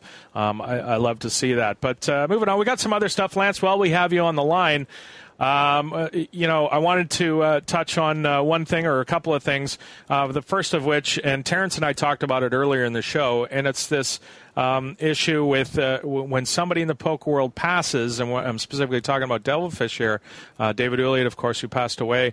It's sort of this interesting situation where he did a lot for the game. He certainly is a big sort of character and a figure in the game.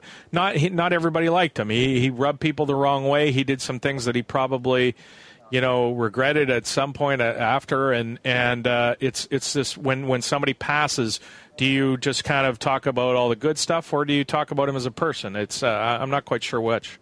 I don't know who it was, but I remember having a conversation similar to this maybe 4 or 5 years ago, and they looked me square in the eye and said, "Look, this isn't a game for saints. This is a game for sinners." Yeah. And it's impossible to write. I mean, if you want to write about all the bad things Devilfish did, you're going to be writing a long time. He was, jail time and a little bit on the shady side sometimes, and had a personality that was out there.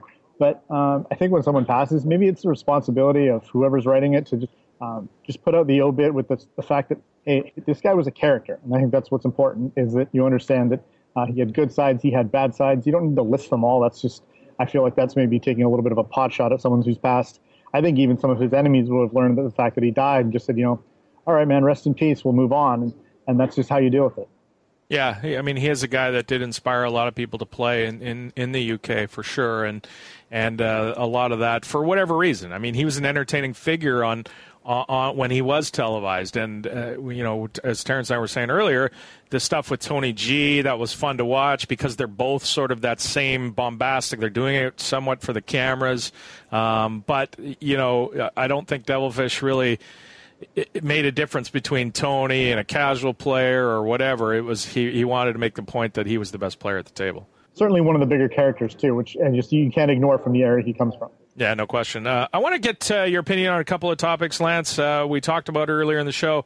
One of them was the issue of the World Series of Poker media credentials. There was a terms of service clause that was added this year that the World Series is going to reserve the right to ask you to take down, or ask media to take down social media posts, comments, and the like.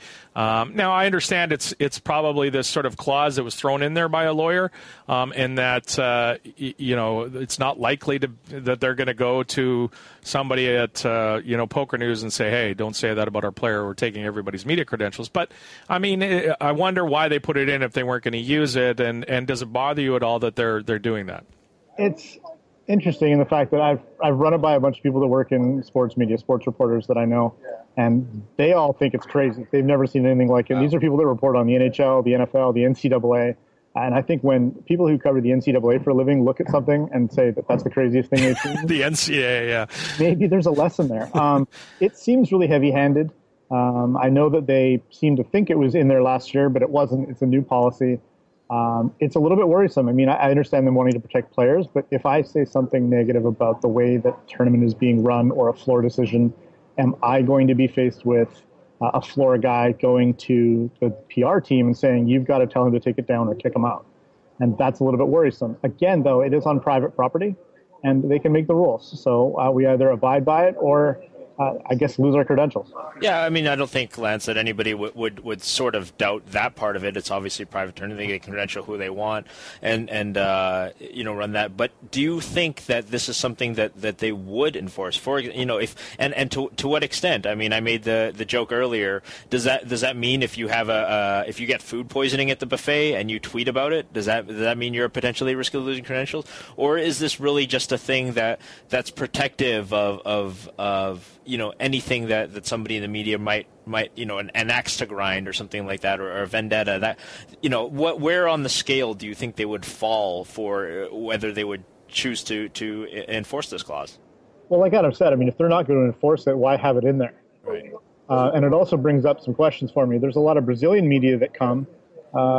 Is there anybody on the staff that speaks Portuguese and will be monitoring their tweets as much as, say, Bluffs or Poker News will be monitored because they're in English? Yeah. it seems just like a really weird placement for it. I think it'd be, if the situation came up where there was something that they really didn't like, they'd be much better off pulling that person aside and talking to them about it and asking them to take it down, rather than putting in this heavy-handed policy.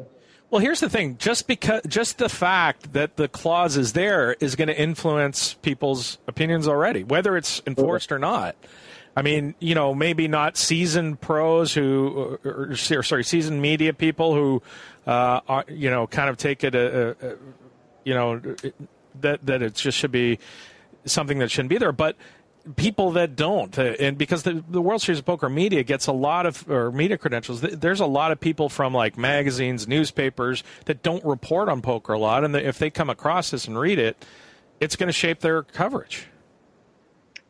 Yeah, and I think one of the things I've heard, and I'm not sure if I believe it, but I can certainly see why people would, is given the fact that they're taking over the live reporting this year on their own, and they're bound to have some issues, particularly in the early going, they're doing their best to put in controls so that the social media backlash, whatever it is, isn't out of hand. Indeed. Thanks so much, Lance. Really appreciate your time. Well, you're at You're at the Hollywood Poker Room, right? I am. I'm in Seminole, yeah. What's happening there? Give us a rundown of what we can look forward to this year. Obviously, the $5 million guarantee last year. We're looking forward to that again this year. Yeah, I mean, it's day 1A. We're 4 levels in, and they're over 400 for sure. I think they might even be at 450. But 3 starting days, so they'll be that guarantee is a nice number to put on the poster, and they'll have no problem getting to it. Oh, fantastic! Good to hear. I'm glad. Is most of the poker world there? Are we happy with who showed up? Yeah, I mean, last night there was a final table of a prelim event of 6 max. Final table had Duhamel, Reese, Anthony Zinno making another appearance. So wow. All the big names are here in town for this, except Terrence Chen. He didn't come. I guess he was busy with the third best poker podcast or something. It's somewhere in the top 10. Eventually, one day we'll have the Bluff Power 20 podcasts. You'd think we might make the list. You'd think knowing a guy at Bluff we'd get the thing fixed for us. We just win every year, but no, that's not the case. Thanks, Lance. Appreciate your time, sir. Thank you. The Power Podcast Bluff 20. Yeah, I mean, are there 20 podcasts? I would suspect so, and we might make the list if there are. We'd get a vote or two? We could. That would be... Especially if you get to vote. Yeah, if I get to vote, well, no, we won't get one. But 15 of my guys made the list. That's, Mason was one of the people I voted for. He didn't make the list. Okay. I'm surprised every year when he doesn't. I'm obviously biased. John Pappas I had on the list of the PPA. He didn't make it. Matt Savage I mentioned. Jason Chavitz, who is Restore America's Wire Act douchebag. He's a negative guy I thought might be on there. And Mark Maccaro was my number 20.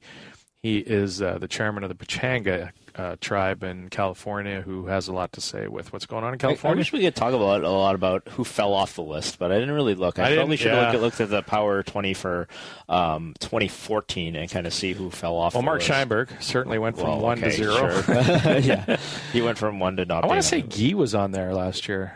Really? That would be my guess. If and then by the way, I don't know if anybody's noticed, but or anybody saw yesterday, it was announced that Guy Laliberté, the chairman of Cirque du Soleil, sold his interest for I think it was between $1 and $2 billion in Cirque. So he has divested himself. I'm not sure if he's staying on. We've got a few actually. Yeah. So I'm looking at the list right now. Pappas is on the list. That was obviously last year. On this year. Tom Breitling, obviously not on the list last year. Yeah. There's no more Ultimate Poker. A.G. Burnett was on the list. Okay.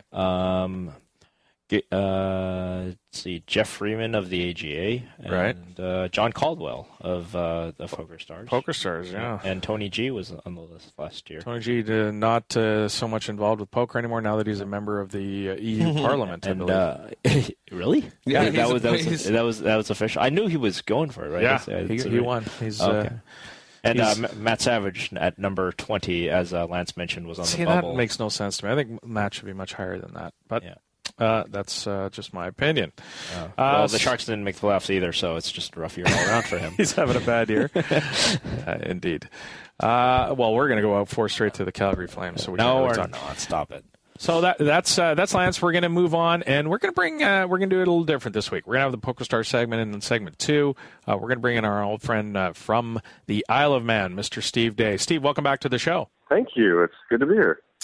We have one of the, lots going on over in the Isle of Man at PokerStars.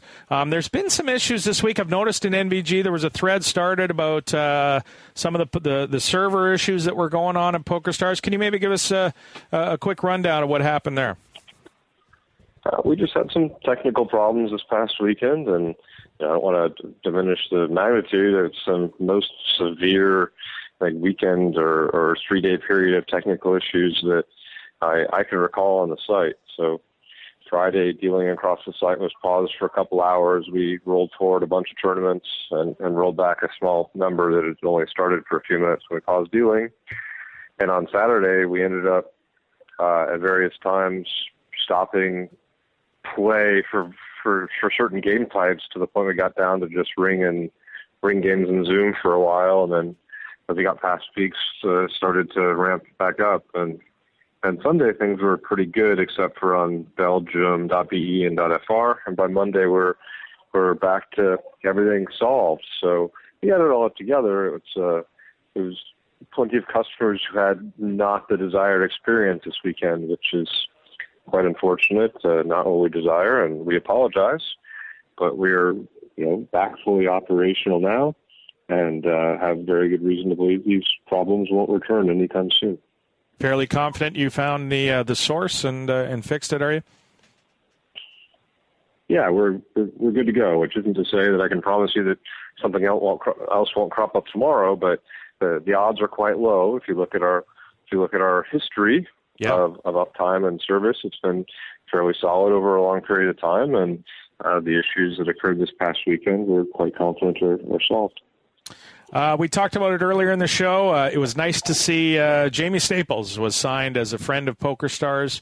I understand he's not Supernova, so that was a bit of an issue as far as him becoming a Supernova. It's tough for him, I guess, at mid-stakes MTT, but he does put in a ton of volume. Yeah, but that's probably one of the hardest formats to it's get. A hard really format up to get a lot of EPBs, but I'm sure he's going to get there. He puts in a lot of hours, but he doesn't play a lot of tables because that's not what you can do if you're trying to talk to people at the same time, right? Or entertain them. So you stream, exactly. So it's not super high stakes that he's playing, and it is MTTs where you don't generate a ton of rake or VPPs. On the bright side, you're not paying as much rake, and he's not playing a lot of tables. But I think I feel comfortable that he'll make it there. So he is signed. He's in an endorsement deal. I worked it out with him and myself actually. And very proud to have him as a friend of PokerStars. And at some point, I expect to hit Supernova this year and most likely be a member of Team PokerStars Online. Yeah, it's a nice community he's built. He's done it the right way, friendly, engaging, and an entertaining channel that has certainly built up a pretty big following on Twitch. And he didn't have to move out of the country. He didn't. From Lethbridge, Alberta. A good Canadian kid. The Sunday anniversary million you wanted to talk about, Steve. It's I think that may have been what I wrote when I sent you the notes. It's a Sunday anniversary of it's the 4th anniversary of the Sunday Storm. Actually, it's an $11. I mixed up my words. It's I was going to say, buy-in. How did the 4th anniversary happen after the 10th? Yeah, there was. We just had the 10th. It's $11 buy-in. It's this coming Sunday, and it's a $1 million guaranteed prize pool and $100,000 to first, which is, by my calculations, a 1,000,000% ROI or better for the winner. That's got to be the highest ROI in the history of poker, I would think, if whoever wins that sucker. Incredibly popular. Go ahead. Sorry. Incredibly popular tournament. That's the 4th anniversary, but certainly a fixture, especially with the casual players, given that it's 11. The payout is pretty flat. They're going to get money back a lot of the time, and then they got a chance to bink for pretty huge money. It's a good structure, a big field, and that big money for $11. It's nice that we offer that type of prestige and big buy-in and big prize pool on a weekly basis.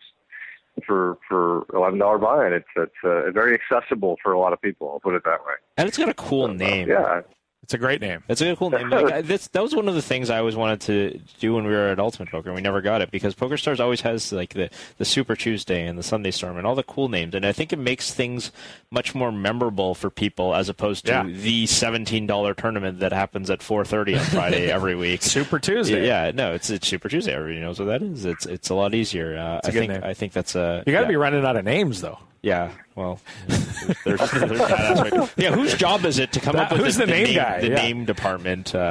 We talked about that guy. It's a collaborative effort, but there's plenty more names. We just launched the Thursday Thrill not too long ago. Right? I like it. Progressive Super Knockout, High Buy-In.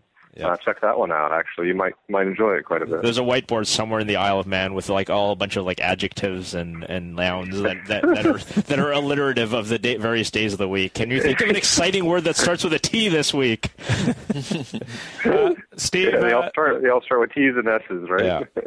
I want to get your take on something, Steve. We talked about earlier in the show, and it's this notion of Full Tilt Poker. I'm not sure if you had anything to do or know about exactly what happened, but we talked about it earlier. Full Tilt narrowing down their the games that they offer and why they would do that, and we sort of came to a bit of a conclusion that you want to focus your player base in on certain games, create liquidity for those games instead of spreading out, making the lobby sort of easier for the casual player. That's sort of some of the consensus that's been out there. Do you have an opinion on that? No, I don't actually. I don't work in Full Tilt Poker. We keep our poker room management teams extremely separate. We're sister sites, and there's conversations when appropriate, but we try to keep the thought pools independent, differentiate our poker room. So I can tell you that I don't have similar plans for PokerStars, so it's quite independent. We'll take a look at the impact and see what we want to do, but I don't think the result will be reducing offering. Fair enough. I wanted to get to the last note was natural born poker player, and that's obviously talking about myself. I don't like to talk about myself in this segment, but if you want to, I'll indulge you. Yeah, it's honestly it's self-explanatory. If you're looking for a bit of fun with a different kind of twist on it, go check out Natural Born Poker Player. It's one of the things our marketing department's doing to help make poker a little more accessible and interesting to folks who might be a little bit on the periphery, to kind of bridge that gap and get them in the door to try out the fantastic game we know and love. So go check it out, share your results, and maybe some of the folks in your Facebook feed will pick up on it and give it a try and become poker players. It benefits all of us as poker players when we can bring new people to help the game. As I've been speaking to you about lately, growing the game of poker is a big mission we have, and this is one of the things we're doing. So help us out. That is on the Facebook PokerStars Facebook page, or where else can they see that? Naturalbornpokerplayer.com. There you go. We're quite easy. Good. One last. It's fun and interesting, by the way. Even if you're already playing poker, it's worth going to check out. All right, will do. One quick thing. Some of the listeners to our show in the U.S., Steve, we love the invitational for the non-U.S. players here at the show. We were hoping maybe we could have a play money version for USA customers. Obviously, there's no cash prizes, but we were hoping that might be something something PokerStars could set up. That's something that would be okay with you. Of course it is. You'd be interested to know that. Who's managing our Play Money poker room right now? I don't. It's Bob. It's Bob who used to directly talk to you about setting up the PokerCast tournaments back in the day. So I'm quite confident Bob would be happy to arrange something like that for you guys. Fantastic. Let's catch up on email to connect it up, but I'm sure we can do that. Great. Thanks so much, Steve. Really appreciate your time, sir. We will talk to you next week. Thanks. I really appreciate it, guys. That is our old friend Steve Day. Sounded like he was busy. We caught him. Thankfully, he took some time out to talk to us. That was quite nice of him. Yep. We are now going to do the PokerStars Invitational for PokerCast listeners. This is a $500 added $10 buy-in tournament on Sundays. You can find it in the the private tab of the tournament lobby, and look for PokerCast. The password that you're going to have to enter this No Limit Hold'em tournament. We'll get to that a little bit later on. 6 max. Why don't we go 6 max? We had a complaint that we don't do any more 6 max. We'll read that a little later. Basic no limit? No, let's put nobody needs to play 9-handed. What about ante up? Ante up? Yeah, ante only. Let's just maybe we'll work that in. Let's throw No Limit Hold'em at him. I think it's been a while, as this fine gentleman pointed out. Let's go 6 max No Limit Hold'em. The password is going to be natural. Natural. I don't think that's guessable. No. We'll get to that later as well. Password natural, no limit hold'em, 6 max, $10 buy-in. That's the tournament invitational for this week. Coming up after the break, we've got mailbag and lots of listener submissions over I will be definitely streaming this one because we've got I'll definitely be playing the Sunday. The anniversary of the Sunday Storm. Yes, the $11 Donkfest. That hopefully crossbook with my roommate, and then let him win. And then just bank it. Yeah. That would be fun. All right, so check out Ross's stream. Twitch.tv/PokerCast is where you can find Ross streaming on Twitch, the PokerCast Invitational. After the break, lots of listener stuff, and we'll get to all of that. You're listening to the 2+2 PokerCast, presented by the PokerStars VIP Club. More right after this. This past week on Crush Live call-ins. Can I give you one other concept that has come through in CLP that's been useful to me? Absolutely. Late in day 3, when we were down to the final 17, I was the small stack. And for a little while there, I was just open shipping when I saw paint. And with antes and people playing a bit scared because the pay jumps were there, I got back to a reasonable spot. Anyway, I wake up with aces. Hallelujah, baby, I've got aces. I'm on the button, and the last 10 plays I've made, they're all in. I min-raise. Now, I remember the idea is that, that makes it exploitable because clearly you've got a monster. Now, I've heard your podcast before when a small stack throws in a min-raise, run for the hills. I threw in min-raise, and I get a crying call from the big blind because, quote, he's priced in. Right. The flop was over 10 high. Which was great for me. And then he opened ships, and so he opened ships into me, and of course I snap it off. Congratulations to 56-year-old Crush Live Poker subscriber Jim Saros for winning $183,000 at the Australia-New Zealand Poker Tour. Hey, it's Mike from the 2+2 store and ProfessionalPoker.com. 2+2 is pleased to announce the release of their most anticipated book in ages, Applications of No Limit Hold'em, a guide to understanding theoretical sound poker by Matthew Jonda. This book will give you the ability to create the bet sizings and ranges which will beat the better players. The theory in this book is not designed to be complex or abstract, but rather it's intended to be applied immediately, producing better overall results. Many confusing concepts, such as overbetting, balancing multiple bet sizing ranges, donk betting, and check raising as a pre-flop raiser, are crucial to a player's strategy, despite few players implementing them or talking about them. And after reading this book, you should be able to not only conceptually understand these ideas, but also know how to begin incorporating them into your game, and thereby successfully compete against tough opponents. And at the 2+2 store, we accept all credit cards, plus PayPal and NetTeller. Hey, poker fans, don't forget about the 2plus2.com digital magazine. Each month, a wide array of poker professionals and media write fascinating articles about the game you love. Want to learn about big blind versus small blind hand ranges? How about optimal Jeopardy daily double strategy? Topics like those and many others are covered every month. Head on over to 2plus2.com to see what the magazine has to offer this month. Playing 50 big blinds deep with antes, the villain in the hand opens to 2.2x from the cutoff, and I defend my big blind with ace-3 offsuit. The flop comes ace-6-9 with 2 clubs, and I check call a 3 big blind c-bet. The turn is a free, bringing a second flush draw and giving me 2 pairs. And once again I check call, this time for 5 big blinds. The river is a 6 of clubs, completing the flush and counterfeiting me as well. I check and he bets 11 big blinds. As it's close to the worst possible hand I can have at this point, and I have full house blockers, I turn it into a bluff and check raise all in. Team Pro Online's Mickey Memento Mori Peterson is a Supernova VIP. This is the 2+2 Pokercast, presented by the PokerStars VIP Club.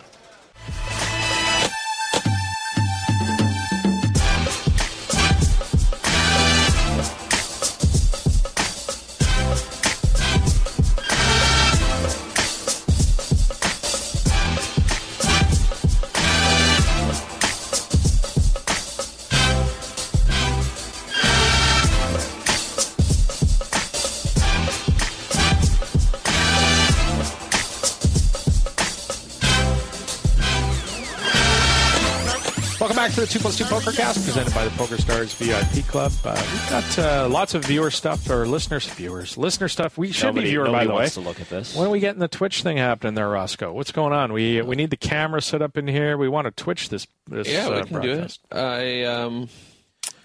We got to spend money on a camera. We got to spend money and maybe a little time. ask the overlords for some money. But I think we could have a cool setup. I think it'd be fun. I think we should do it, especially when Terrence is in town. Let's try and do it for next week. Definitely when Terrence is in town is a lot easier. It's going to be better, yeah. Although we could do the old split screen thing. Yes. When Terrence is out of town. Yeah. I'm on this. I don't know how that's what seems There's like. already so many things that can go wrong. We barely get it done every week here. Yeah, exactly. Ross is like, you're not paying me enough to do this shit. I'm willing to try. It's just.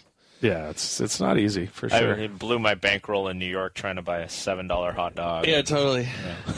Yeah. A couple $20 hamburgers and freaking. Yeah.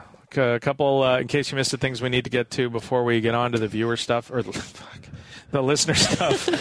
Angela Jordison, she wins 3 consecutive events in 3 days at the 2015 Spring Roundup at the Wild Horse Casino in Pendleton, California. This is amazing. Pendleton, Oregon. I don't care that they're $100, $200 buy-ins. Yeah, there are a lot of people. They're super turbos. They all got to be done in a day. And they're all no-limit hold'em. They're all no-limit hold'em. It's not like you'd be like a 7-player field because you're the only person in town who knows how to play triple draw. Exactly. 537 runners in event number 1, the $125 buy-in no-limit hold'em event. She takes that down, comes right back the next day. Event number 2, $225 no-limit hold'em with 447 runners. Event number 3, the $215 no-limit shootout with 214 runners. She wins the first 3 events of the series. That's mental. I was trying to think how hard that is. Like, you can't just add up the players and go, oh, it's like winning a 1,100 person tournament. It's not. It's not even close to that. Well, no, it's because it's the multiplicative of those two. It's actually, if you multiply 537 times 447 times 214, which is how insane is this? I'm not very good at the millions, really fast mental math, but that's probably about like 8 million to 1, something in that ballpark. I mean, yeah, adjusted for the fact that she's a good player, she's a cash game 5. Sure, yeah, but you're talking about it like an average player winning field sizes of those ones. It's insane. Yeah, that's. I mean, you can't. I was in shock when I saw this. It's a great story. Good for her. What about the guy from Malta, though? What happened? This happened 2 weeks ago. Yeah, but he played a bunch of tournaments. I'm talking about consecutively. He played a whole bunch of tournaments and won a few of them. Exactly. He won 4 in a week, which is pretty. That's pretty cool. Insane as well. Nowhere near the amount of runners. Nowhere near the amount of runners, and he also, I'm sure, played a ton of events, played events in between. By the fact that these tournaments all happen on back-to-back-to-back days, is pretty nuts. I'm looking at her Hendon Mob. They have not been updated yet, but to date, I noticed that. By the way, what's with Hendon Mob? How do you not update that? Well, it's up to the casino to submit it. I'm pretty sure. I think most of the time they won't take media reports as gospel. They need to hear it from the casino? I think typically for events like smaller events of this size, the casino submits. I know I've won poker tournaments that have never showed up on Hendon Mob and stuff like that before. So I think it has to actually be submitted to a casino. So yeah, it hasn't been known. She hasn't cashed in a Hendon Mobbable tournament, we'll call it, since mid 2013. Her career winnings to that point, $48,356. I imagine she has substantially added to that total. Well, she is a cash game player and has been around the game for quite some time from reading one of her interviews. Well, she wasn't a cash game player this week. She was not. Time to play cash games. No. Event number 4, she won the first 3, came back and played number 4. It was an 08 event, and she didn't cash. Her quote was, in my defense, it was Limit Omaha, and I'm under the age of 70, so it doesn't have my interest yet. I might have yawned 500 times in the 4 hours I was in the tourney. So, yeah. Come on, man. You can't be dissing on Limit Omaha. The heck? Anyway, great story. Happy for her. Maybe she'll take down some more tournaments in that series the way she's running. Who knows? Did you notice this? Phil Ivey was in a Chrysler commercial. Did not this see week. it. Have heard of it. This is pretty cool. It was a commercial for the Chrysler 300, the car, and what they did was a sedan. I'm not so good on the domestic cars. That's the sedan, the one that kind of looks like a gangster car, a limo-ish kind of car that's deal. The one, the 300. My neighbor has one actually, and they put a bunch of people that were sort of movers and shakers in the U.S. I didn't really recognize any of them. Apparently, Becky Hammond, who is a NBA assistant coach, Reddit. She probably needs a legroom then. If she's tall, I don't know. Yeah, I didn't know. Well, they don't show her. They just show her head when she's walking or something. Reddit founder Alexis Ohanian, who I don't know how you would ever recognize. The founder of Reddit. Well, it's funny because Phil Ivey, of course, very recognizable to us, but I would think probably the most recognizable person in that commercial, I would guess. Alexis Ohanian, who was a Reddit co-founder. Yeah. How would you ever reckon? Like, what's the value of them bringing in her when nobody would know who she is? It didn't make any sense to me. Yeah, I don't know. Maybe they didn't put her name. Well, they're getting sort of ancillary coverage by from Reddit. I mean, you say that's that like huge. Reddit's a big deal. No, I wasn't being sarcastic at all. Okay. I read Reddit every day. I wasn't kidding. Yeah. So and then we talk about Ivy. So like the people within these niches. That's true, I guess yeah. that makes sense. I mean, and there's a decent chance that if you called Phil Ivey's agents, you're from Chrysler, you're from the marketing company, like he would think it was a cool enough thing that he would want to do it for maybe a price that's below his usual appearance. Yeah, I think that'd be pretty cool. Somebody asked me if I wanted to be in a car commercial. I'd think about it. Of course. Yeah, especially if it was a car that I liked. Yeah. So that's in case you missed it for this week. We should move on to some listener. See, I got her this time. Listener submission type stuff. You correctly identified the format of this show that you've been hosting for 10 years. And now. That right there is the mail. Now let's talk about the mail. Can we talk about the mail, please, Mac? I'm dying to talk about the mail with you all day, okay?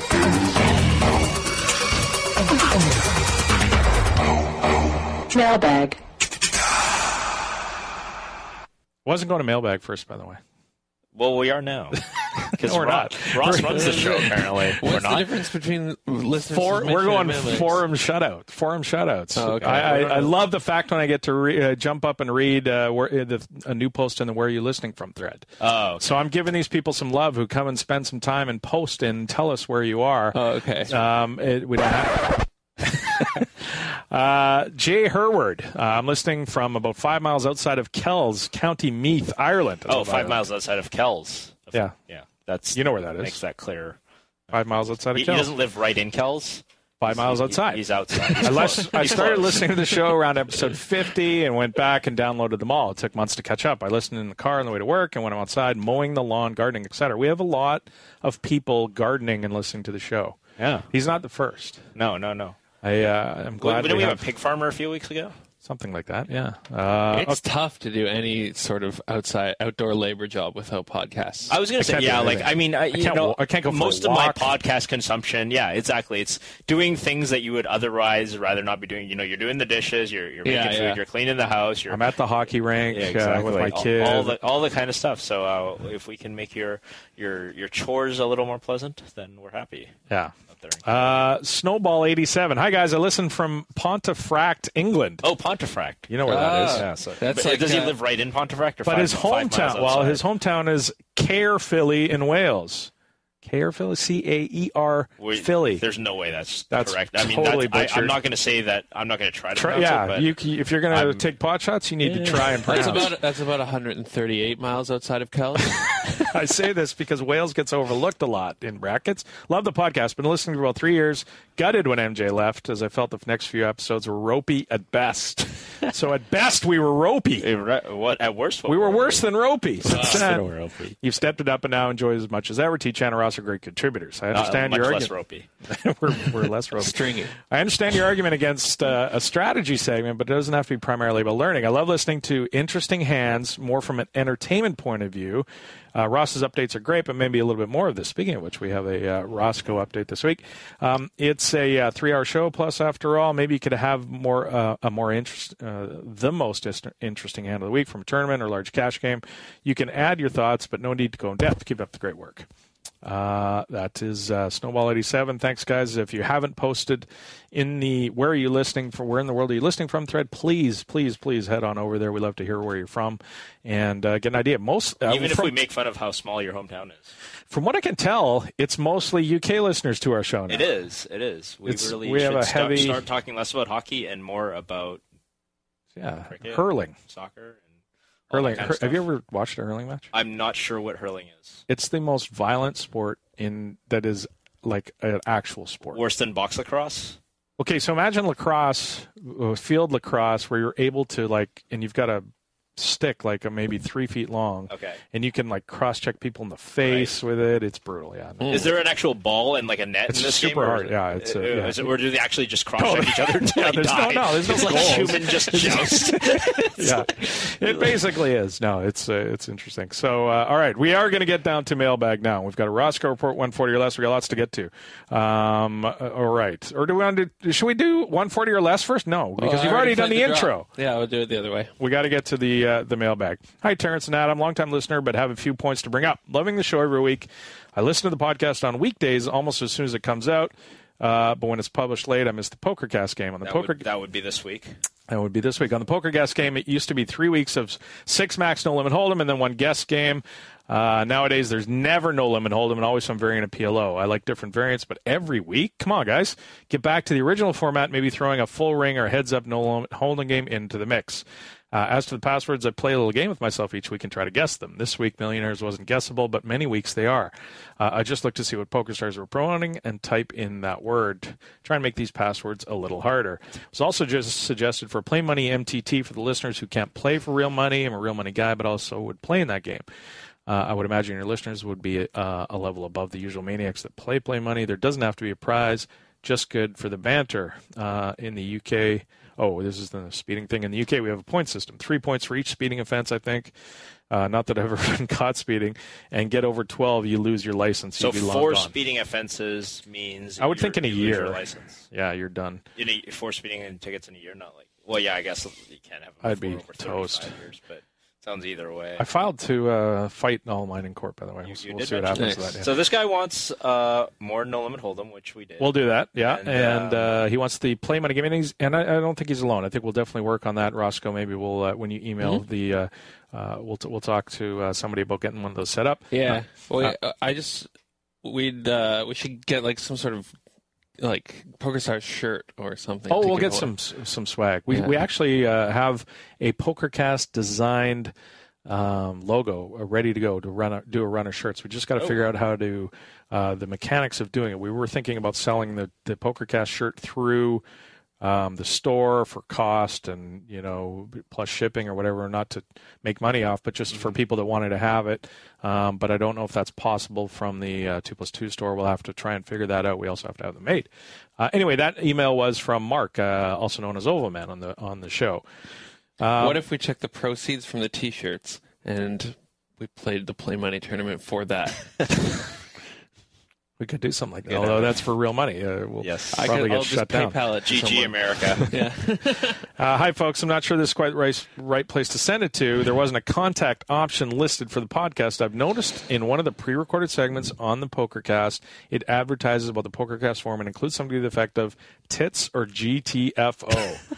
For people contributing. This is pretty unwelcoming to women and sends the message that women aren't welcome in that section or the 2+2 forums in general. Would you consider changing the language in that section to be not so offensive? So this person, I didn't see a name attached. Yeah, I didn't want to, in case the person didn't want to have their name. Anyway, first of all, apologies for the witty intro this week.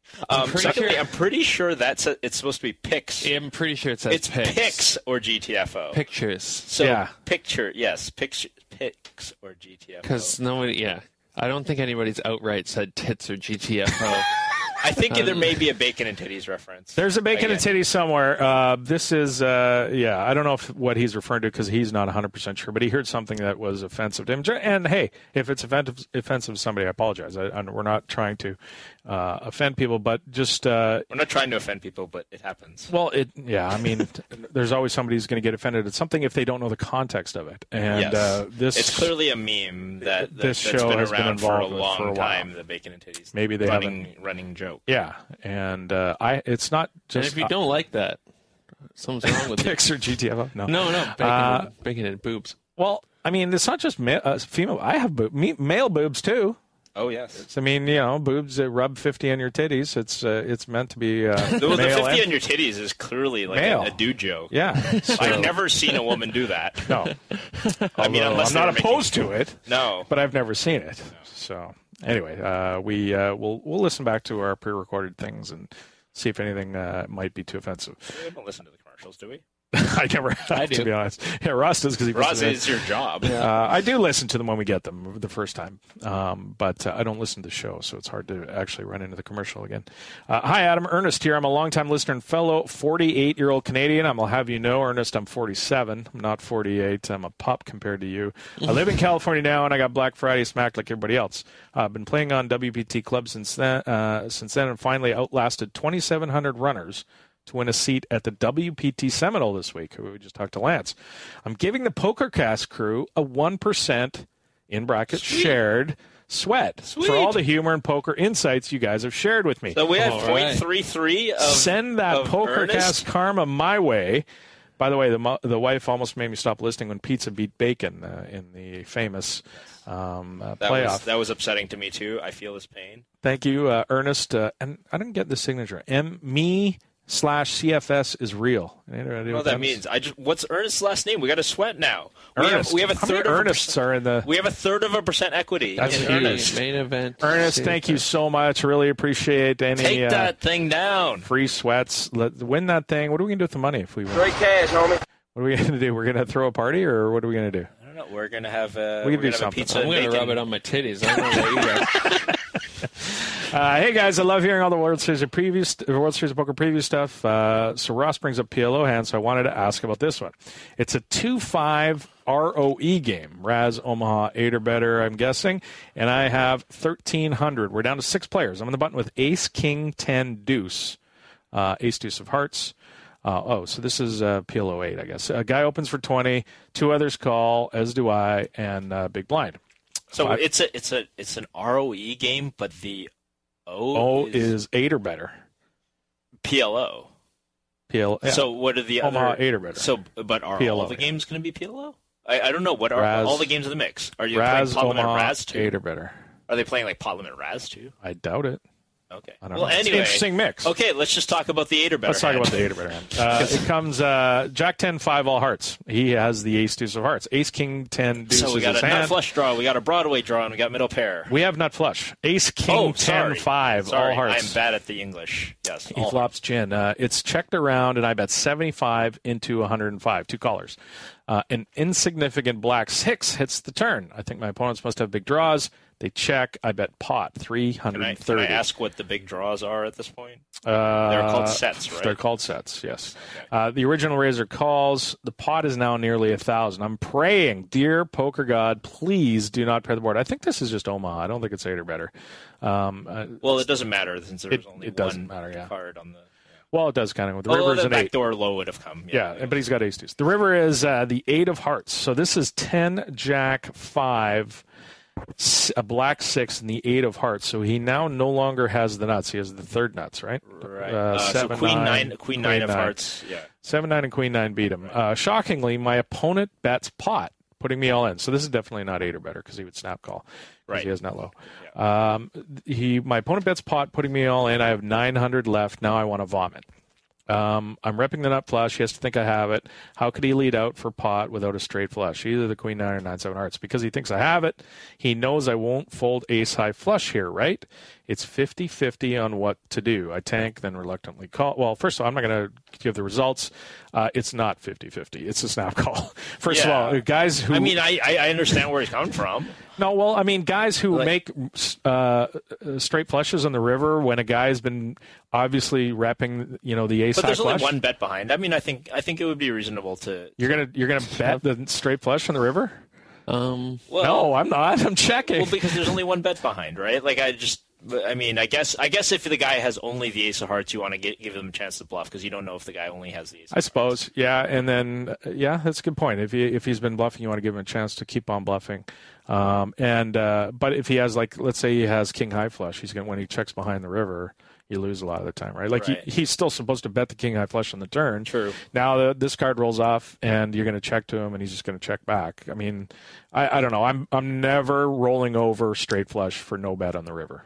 I understand the bet now. I get it. I'm not. The last thing you want to do is go check and roll over straight flush. Yeah. That's true. Okay, I changed my mind. All right, so I understand his bet, but it's not 50-50 what to do. You have to call, especially with the bet size. A tank reluctantly call, much to my delight. He says, your ace-high flush is good. Amazingly, he shows the king-queen of hearts and jack-jack, top set with second up flush. Open-ended straight flush on the flop, too. I don't know. Oh, his questions that's really actually interesting to look at the play from his perspective, the other guy's perspective, because let's say you open with king queen jack jack and you flop the second nut flush and top set. I'm getting all my money in early. Yeah, I was going to say, and some guy and it's checked around to somebody who bets out. Are you just going to check and call the way that this guy did, because and then bluff when some kind of scary-ish card comes? Well, because if the board pairs, now he's not going to win any money in the river, probably. Right. So yeah, get it in early, I think. Questions? What are your thoughts on his play? So we just talked about that. Yeah.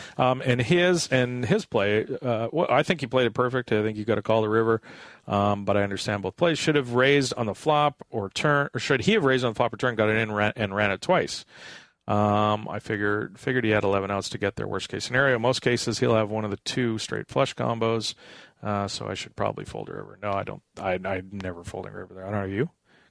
I mean, I don't know. Unless you know the guy. I don't think it's. I think I'm just calling. Yeah, for one bet behind. Yeah. I can't see folding ever. By the way, I asked him later, and he explained that he would have check called the river anyway. So I was hoping I could fold. If I could fold if I had it, since he had the queen blocker, and there was a slight chance I had a dry ace or smaller flush and set. Well, if you had the dry ace, as we mentioned, you probably want to let him blast again anyway. Well, no, he was saying if you're the other guy with the king high flush, you're going to let the ace blast. But the smaller flush doesn't make sense because you're going to check down the smaller flush. Nobody's ever going to bet a smaller flush on the river after they bet on the flop and turn. Interesting hand. That was Troy in Houston. Thanks to those. Please send in your hands if you want to hear about us butcher them and then change our minds in the middle of it. Send them in. We'll talk about them on the show. Guys, been listening for a few years. Loving it. Keep up the good work. Really liking the Ross report. To a PLO fish like myself, it's greatly humorous hearing you dissect his hands. It's like mixing in semi-strategy talk in a fun way. Never stop speaking your minds. It's what makes it so fun to listen to. Regards, Josh Parsons. Josh Parsons and Aussie Poker. The guy likes us. Tragic. Josh Parsons. Did I say John? Hi, guys. It's Tom. I got Tom right. From Nottingham, England. And we know where that is, too. We do know where Nottingham is. First of all, I want to say how much I love the show. Been an avid listener for the past 2.5 years. Loving the addition of Terrence to the team. Big fan of the workout talks. And thought the recent interview with Jason Kuhn was great. I've even grown to love Ross drops. Sounds like it was hard at the start for him. What a drama. Couple of thoughts. One, I'm a small stakes recreational player who plays maybe an hour of Zoom every couple of nights and try to squeeze in an MTT session every couple of weeks. I prefer MTTs but can't commit to playing them too often because of family and work commitments. The more players I begin to follow on Twitter and Twitch, the more I realize more and more grinding pros mix in small stakes MTTs, such as some as low as $8. I will be honest, it doesn't exactly fill me with optimism when I sit down once a fortnight for a small stakes MTT session and find myself at a table against some of these guys. I'm not having a go at these pros. They're entitled to play whatever form of poker they want. I put this idea out on Twitter a few weeks back and took a battering for it. I realized the idea logistically probably wouldn't even be possible to do, but here goes. Why can't PokerStars once a week run an MTT for more amateur players? The idea would be players who have never won a certain amount of money, say $1,000, for example, would be able to compete against other recreational players who have never had a bigger score either. You can't get into these MTTs if you had a bigger score in the past, and you can't re-enter them once you cash in a big in one. I realized to register in one of these tournaments, your stats would probably have to be checked on something in Pocket Five's database. Well, no, it would just have to be checked on PokerStars. Right. And it would be a logistic nightmare to prove everything in the tourney. Of course, that wouldn't be the case. But I like the idea, and I think it's worth a little discussion. Many recreational players are turned off by the constant multi-table grinders who they keep coming up against. Interesting. I do like the idea in theory. I've seen it in some places, certainly beginner tournaments. Like you'd mentioned, you would never cross-reference them against different sites or whatever like that. It's the fact is, if you've ever say won 10,000 in PokerStars, you're not eligible for this tournament. I don't think it's a bad idea. I think a good idea. From the ecosystem idea, it's hard because I think a lot of these fields would continually get smaller because I don't know if PokerStars brings in enough players that, as soon as one of them hits like the 1K barrier and scores no longer eligible for the tournament, does that field just getting smaller and smaller and smaller? On the other hand, does it matter? You can move the goalposts. Yeah, you can move the goalposts, and it's not really like people still really like winning a poker tournament even when there's like 28 people in it. Like they still like that feeling of winning. Especially when you're new. Has to be 400 people. Yeah, exactly. Like you think about the first poker tournament I ever played, like I won a 22-player tournament or something like that. I still really enjoyed it. Still really happy I've had it. So I think maybe we can bring this up with Steve or Lee or whoever we have on the show next week. Let's do that. Thanks, Tom. I appreciate the email. Hey, guys, a big fan of the show since 2010 when I first learned about it. Great job, Adam. The show has not only survived but grown. See how I picked these emails out? These are the ones I read. That's not surprising. But grown since the departure of Mike and the adoption of Terrence, although I was really sad. I was really glad to see Marco or Leon. I have to admit, T-Chan has really grown on me. He's long-winded like myself. I disagree with some of the negative comments from the other listeners about your WSOP previews. 3 years ago when you guys did a short prep on the World Series of Poker. It was my first year going, and I still remember religiously tuning in each week in anticipation of any tips or info for my maiden voyage. Keep it up. World Series of Poker is our Super Bowl, and it deserves any attention it's given. One suggestion from me as an aspiring cash game pro, I love hearing both your stories about things that you've seen at the table during your fruitful careers. I do have a strat question for you both. When I play, we have two types of straddle. The button straddle, 2 times the big blind. The action starts at the big blind. It's the Mississippi straddle, right? Yep. And the under the gun 2x straddle. So this is like the third blind. It's and he's got in brackets with optional double straddle to the next player. Right. So that would be 4 blinds. What are your opinions on the optimal play in these games? The games are generally quite loose. Pre-flop opens in 1-2 no limit are to 12 to 18 on average. And there are varying opinions here on the pros and cons of each variance and whether or not they are possibly plus EV. Thanks a lot, guys. Brad.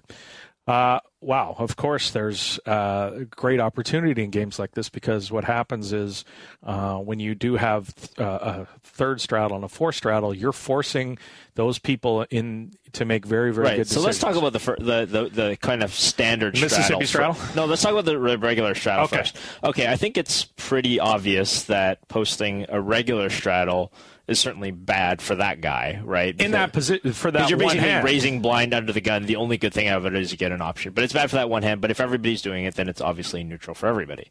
And right, and if you're a good player, it's going to benefit get more money in the pot. Yeah, you're gonna force bad players to play much bigger pots than they're hoping to play. Yeah, and that's the key though, is if everybody's doing it. You don't want to be the only guy straddling at the table when it's an out-of-position straddle. I mean, you can do it occasionally if you're trying to promote that image, like you're trying to do it. You can offset some of that. If you're really deep and all that kind of stuff, then sure, that makes a lot of sense. If you're deep, and what if you're deep? You got a few fishy players at the table who are also deep. Sorry, go ahead. Yeah, what if you're super deep and the guy to your dead right is super deep as well?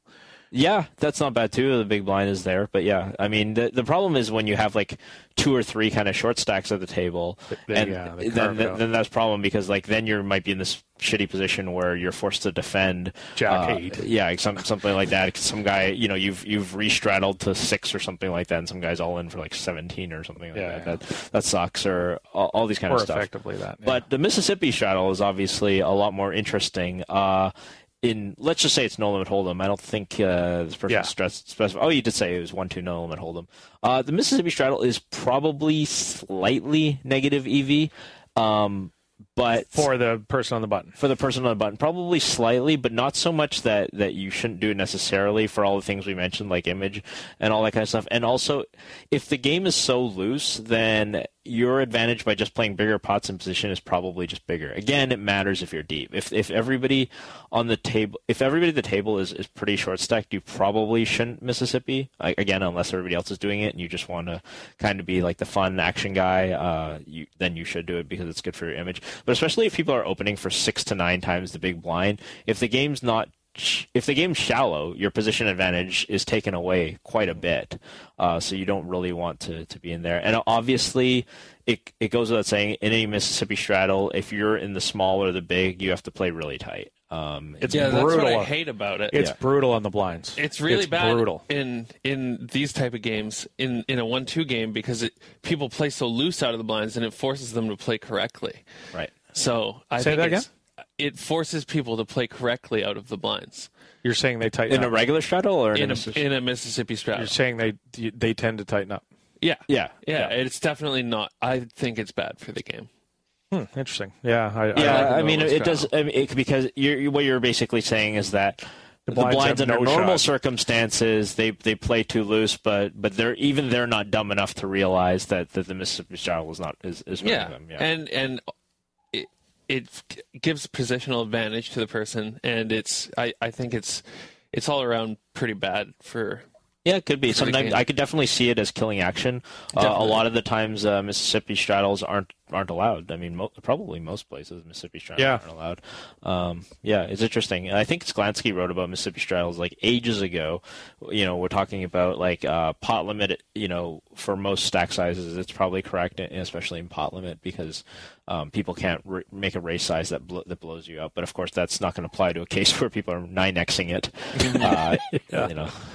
That was Brett. Hope we shed a little bit of light on that game for you. I just wanted to drop you a line, say I love the fact the Roscoe Report got an airing about 3 episodes. Oh, he's about 3 episodes behind her, so I got pretty pumped when I heard it, and I'm really enjoying the listener engagement and feedback. Peace out, compadre. Just wanted to say thanks, Eddie.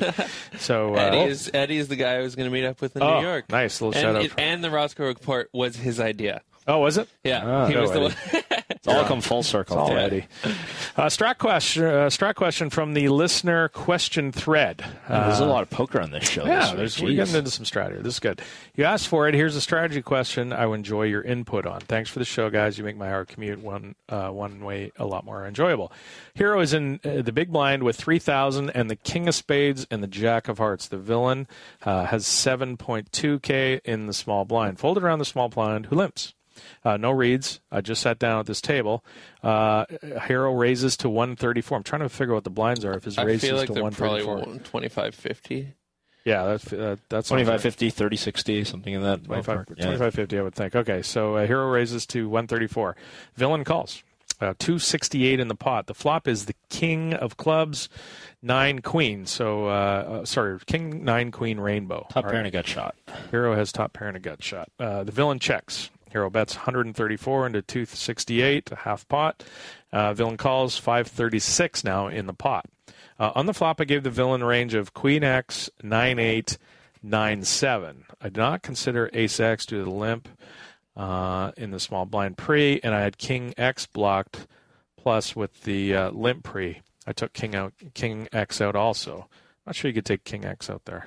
Why? I think King 10 and King 9. Yeah, a lot of people limp call even weaker than that. With suited kings. I don't think that's not correct, sure about that range. Yeah. The turn is the 10 of hearts, completing the rainbow and giving Hero a King high straight. So King 9, Queen 10. He's got the one card straight with the one jack. card straight. Villain checks. Hero bets 268 half pot. Villain raises to 790. So actually, I think he potted it, right? So this is after, because on the flop there's 436. Okay. On the turn, he bet 268. He bet half pot. Villain raises to 790. A little bit more than a click back. Hero calls 216 and 2116 in the pot. I don't mind the turn play. I think that's probably... So I think a lot of I've definitely seen a lot of pros check behind on the turn on this spot. And then just blast on the river. Once it's much more clear that the other guy doesn't have a jack, because what will happen here is obviously if it goes check on the turn and then the other guy checks. Guy bets the river. Yeah, exactly. The other guy's going to bet a jack like an extremely large amount of the time, not necessarily all the time. Sometimes, he might still go for a check raise. Won't be often. Always, yeah. But he's probably not going to. We talked about that hand earlier with the straight flush. It's kind of a similar spot where you kind of feel silly when you've got this big hand and you just let it get checked through the river. So there's definitely an argument to be made for checking the turn. But yeah, this is clearly fine. You're not going to just fold here when the guy check raises you. On the turn, re-raising would obviously be horrendous. Of course, ace jack is the nuts. On the turn, raise, I added jack X into his range. I would hope so. Yeah. River 7 of hearts, inconsequential river. Villain bets $12.55 into the $2,100 pot. Yeah, maybe something like that. Hero calls after tanking for 30 seconds. I attempted to convince myself to fold to this lead bet after checking. After villain checking every street, but couldn't find the fold. Hero did, in fact, have the nuts ace-jack and wins a large pot. Blind versus blind. I don't think you can fold here unless you're exploiting your opponent. Like, unless you actually think that this is a pretty weak player. I'm probably just going to call down here. He has a jack so often. You're splitting so often. It seems like it's really. And then the other thing is, this guy limp called with ace-jack in the small blind.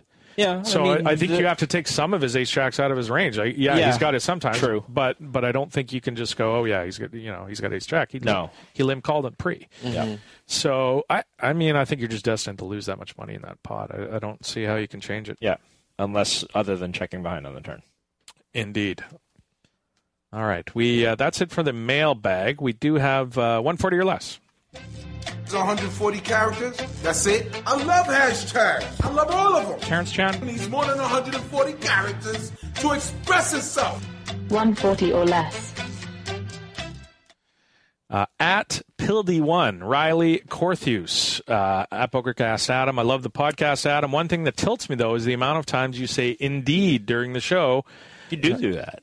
I didn't notice until he pointed it out. I didn't notice. I didn't notice until he pointed it out either. But I mean, yeah, I guess you do. I don't know why he doesn't like the word indeed. I don't know why that tilts him. Clearly, go back and listen to the Freakonomics episode from like a month ago where people talk about verbal tics. Yeah, and have you listened to that one? We talked about it on the show. Oh yeah, it's the verbal tics, but it's your Apparently verbal tick. I have one. We get Ross will get to work right away on the Indeed. The Indeed remix for with MJ and Mike. Indeed, yeah. So I love that. Matt Salzberg tweeted, and this is in relation to the story about Angela Jordison, who won those three tournaments. Yeah. We covered it. Matt Salzberg then, because there was a picture of her on Twitter. Well, I think Chainsaw was the one who kind of led with that story, kind of trying to make it. Chainsaw was trying to make it a big deal, I guess, because the story hadn't been covered. In truth, it hadn't been covered very much over my timeline, which is pretty surprising. Obviously because it's in, like, not in Vegas and it's not in a smaller major tourist stop, and not everybody knew that this pretty amazing thing had happened. So Chainsaw took it upon himself to kind of tweet this news out there. Good for him. I'm glad he did it. There's a picture of her on Twitter standing in front, and the tournament had one of those old school. If you think back to the World Series, I don't know what the first year you were at the World Series, but they used to write 1999. Okay, so you were there when they used to write the results on the big whiteboard in the poker room. So they'd be like yesterday's tournament, they would write out all the winners. And that's what they still do at this casino. So Salzberg tweeted, confirms my theory that Asian women have a huge edge in casinos that still handwrite the results.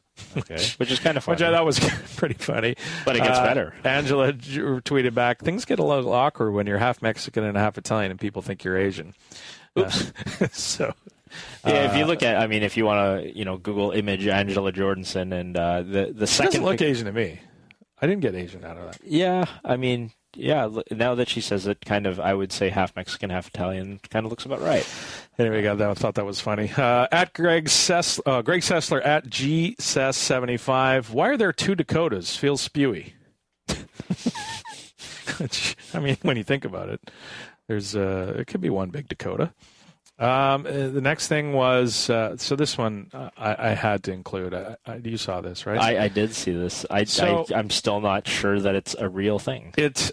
we're not convinced, right? Like I'm not convinced. It honestly could be photoshopped. Okay, read the tweet. Okay, so the tweet is from a guy, a Phil Hellmuth fan, and he's tweeting at Phil Hellmuth, and he puts a picture, Kfur01. He puts the picture of this book. It's a page open, and it's a poem, and it says, "At Phil Hellmuth, this changed my life. You're an inspiration, Phil."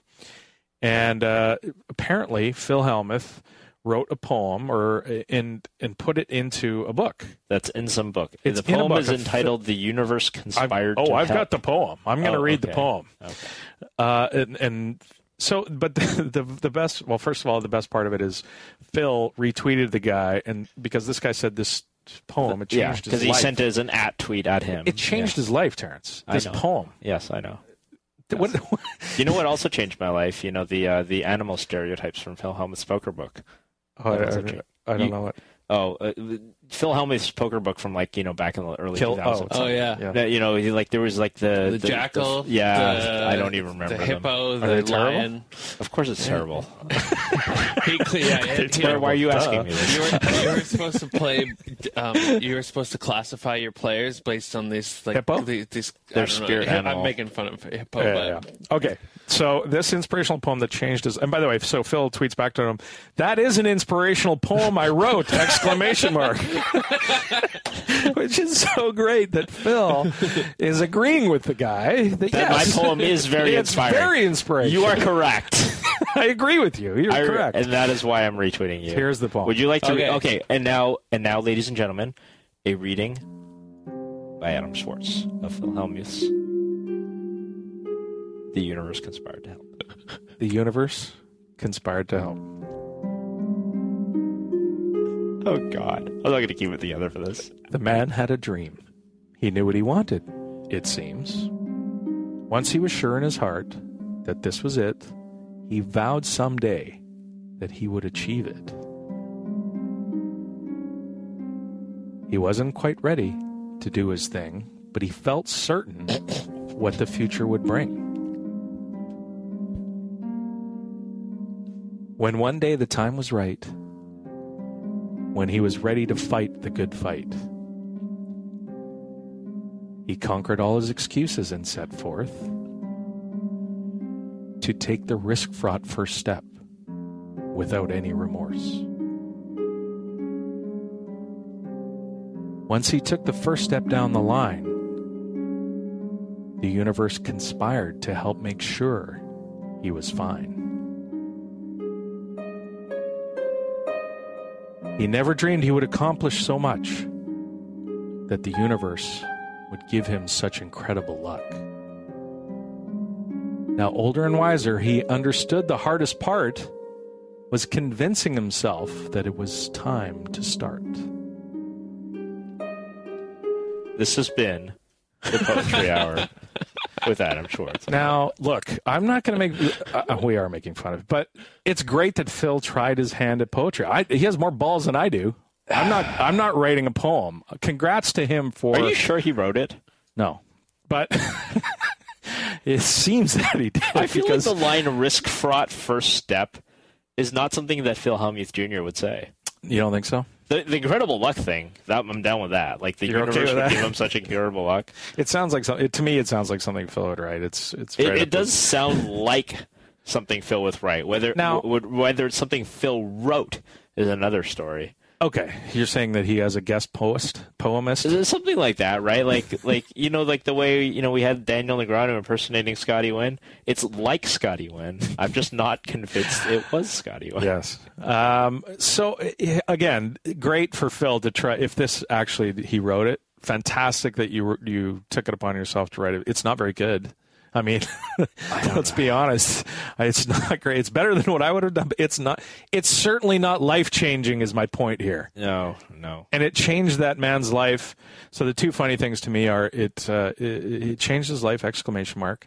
You are an inspiration, Phil. And then Phil tweeting back, that is an inspirational poem. That's by far the best part. That's the best part? That is, yes. Oh, so good. How else would Phil Hellmuth respond?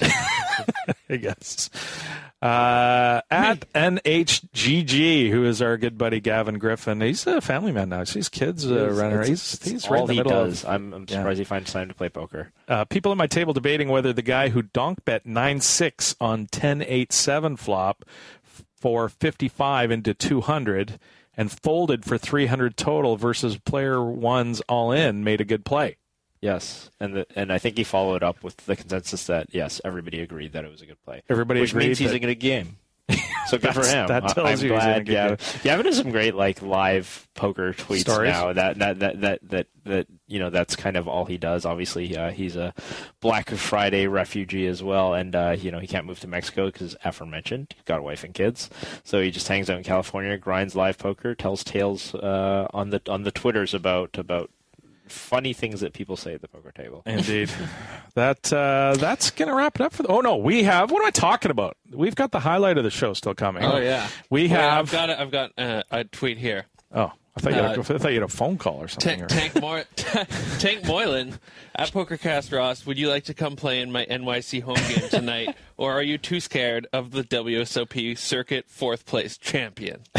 Tank Moylan. Safe to say you were too scared of the WSOP. I was already home. But you were scared you were going to get thrown in a dungeon or something. That's what you were scared of. All right, we've got the Roscoe report. All right, let's do that.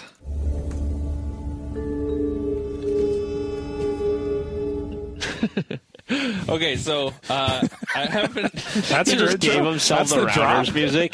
That's the drop for the Roscoe report. Yeah, I love it. Do we eulogize Roscoe P. Coltrane, by the way, last week? or 2 weeks ago? I can't remember. Eulogize. He died. The actor who played Roscoe P. Coltrane in The Dukes of Hazzard passed away.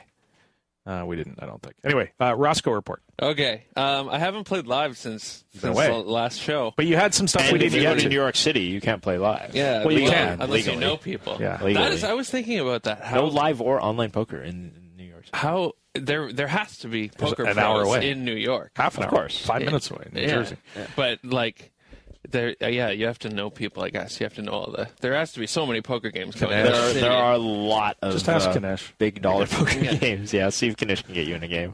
Oh, he's dead. Kanish is dead too. All right, give us. Okay, so this is the hands that I had from my last session that I still want to talk about because they're still relevant. So I got myself in this weird spot, and I had Queen Jack of Spades on the button. It was limped to me by 3 people. I had 300 behind. And the villain in this hand had slightly less than me. So it limps to me on the button. It's 1-2, right? 1-2. So you have 150 bigs. Okay. Yeah. They raise. I make it 15 on the button after getting limped to. Like it. They all call, obviously. 5 to the flop? 3 to the flop. 3 to the flop. 3 others. 3 others. Yes. 4 ways. So it is King of Diamonds, Jack of Diamonds, 3 of Spades on the flop. Okay. Middle pair, backdoor flush, backdoor straight. Got it. Check to me, and I lead for 30. Into 60. Okay. Yeah, so get 1 call. And the guy took a while to call. So the turn is the 9 of Spades, so I pick up equity. You have a queen blocker. Go. And a gut shot. Yeah, queen blocker. Right. Gut shot in the flush draw. It checks to me. Pot's 90. Yes. I lead for 50. Okay. He check raises me to 120. Yeah. And this is where it got weird. So it's now 60 to win. Clearly, I think you've got to You're call getting here. easy odds to call here. Yeah. You're getting almost immediate odds to call. Yeah, okay. So I do call. And because you're not good at folding? Sometimes. I mean, who likes to fold when they pick up equity? Exactly. So the river I wouldn't mind the check back there, by the way. I agree. But I was going to let him finish. Oh, sorry. I kicked my River is? The river is an offsuit 5, and he shoves his last 100, and I fold. Pretty easy fold, yeah. I think checking even checking behind on the flop is probably reasonable. I mean, maybe it's a bit wimpy. Maybe betting helps, clear it out a little bit. But yeah, once you've picked up a call on the flop, like he should, I mean, have, he's going to have He's going to have a king a lot of times, in which case you're not going to make him fold unless you decide to three barrel. Yeah, I mean, like you said, I think if you go three barrels. Yeah, you could try to three barrel, but I mean, I'm not usually a big fan of trying to make full top pair. Trying to make people fold top pair, specifically when you have second pair. Yeah. And you have equity. So when you don't generally try to bluff the hand that's immediately above you in the land rankings. And the second most probable call, obviously, is Queen 10. Because Queen 10 on the flop is an open ender, and it's the most obvious draw. Because the flop was rainbow, is that right? No, diamonds. Oh, no. Okay, two diamonds and one spade. Yes. Okay, so I mean, yeah, you might force out some diamond draws there, but also, you can also pick up. You can also turn your hand into a bluff catcher by just checking back on the turn and hoping that he bluffs a flush draw on the river, or that if he has a king, maybe he's a pussy and he doesn't bet the king for value on the river, and you just get a free showdown with second pair, which is. That would happen a lot. Yeah. Or you hit it, or you just hit a jack or a or a flush or something. I think that was probably the correct thing to do. I get in a bad habit where I just bet every time. Bet. Yeah, as played, when you bet on the flop, I don't think you should bet on the turn because Queen 10 being one of the most obvious draws is obviously going to check raise you, and a king's probably not going anywhere unless you have equity. And you have equity. Okay, next one. Okay, this was a pretty crazy hand. So, I have about 500 behind. I got 9-9 on the button, and it's raised to 7 under the gun. There's 3 callers, and I decide to thin the field on the button. So I 3-bet to 40. Why are you trying to thin the field with 9-9? I feel like you're just looking to flop a set and win all the money. Yeah, I feel like there's just no point trying to. Exactly. Yeah, I think pairs that are below jacks here probably should just be played for set value. Yeah, okay. Even jacks. Yeah, okay. That makes sense. Well, I do have position, and I feel like I'm a better player than most. But yeah. Okay, so you raise. Yeah. So I raise and get 2 callers this time. So it's an interesting flop. It's 7, 8, 10 rainbow. Okay. So under the gun, donk leads for 35. And how much is in there before there? Screams like jacks or queens. Like how much is in there? Like what did you re-raise to pre-flop? I re-raised to 40, so it's about 120. Okay. Yeah. So he donks for a third of the pot? Okay. Donk leads for 35. People do weird stuff at 1-2. And then the other guy, kind of mid-position, calls. And I don't want to fold. And I think you should call. No, I figure I have... Pretty easy call there, I think. Yeah, so I didn't call.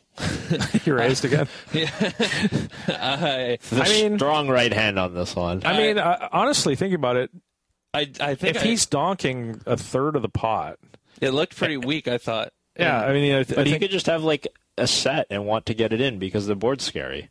He could, of course. Well, everybody could have the nuts at some. But I'm also saying that the nuts. I'm just saying it's a set. Like the board, when it comes 7, 8, 10, there's no hand you're going to lead. The guy's going to lead for a third pot out of position to a guy re-raised. I think he's going to check there with a set most of the time. No? Yeah, definitely. I think that screams like jacks to me.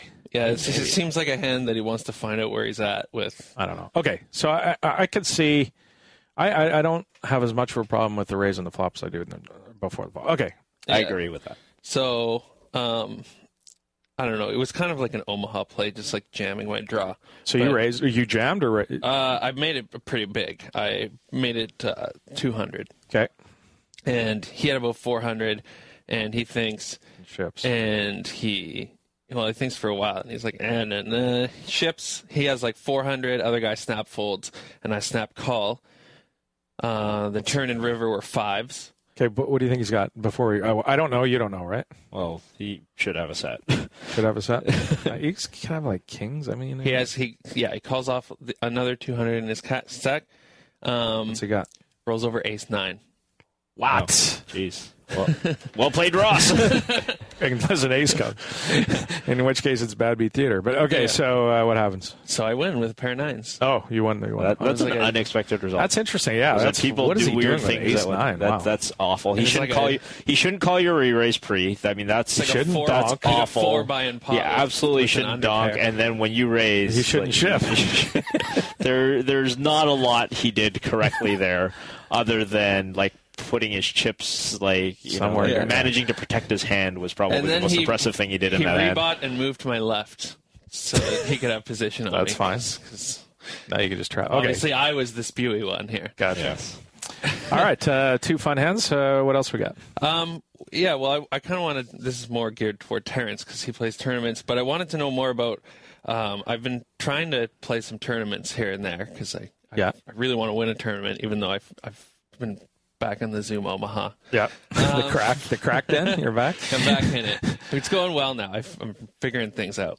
But I don't know. Without being too specific, I kind of wanted to talk about push folding, or because there's so many turbo tournaments where you short stack so quickly. Yeah, and I get myself in situations where I'm like 9 big blinds deep, and I have ace-7 offsuit, and I don't know whether I should. So the best reference for this, I think, is "Kill Everyone" from Lee Nelson. Oh, that's probably the best reference because there are a ton of charts in there that are exactly that. Like you're 4 off the button with ace-7. What's the maximum? I have 4 blinds. Yeah, what's the maximum stack? The way he frames it is in terms of M, which you guys probably know is M is the total number of how many chips are in the pot right now. So the small blind plus the big blind plus the antes, and then your stack divided by that is your M.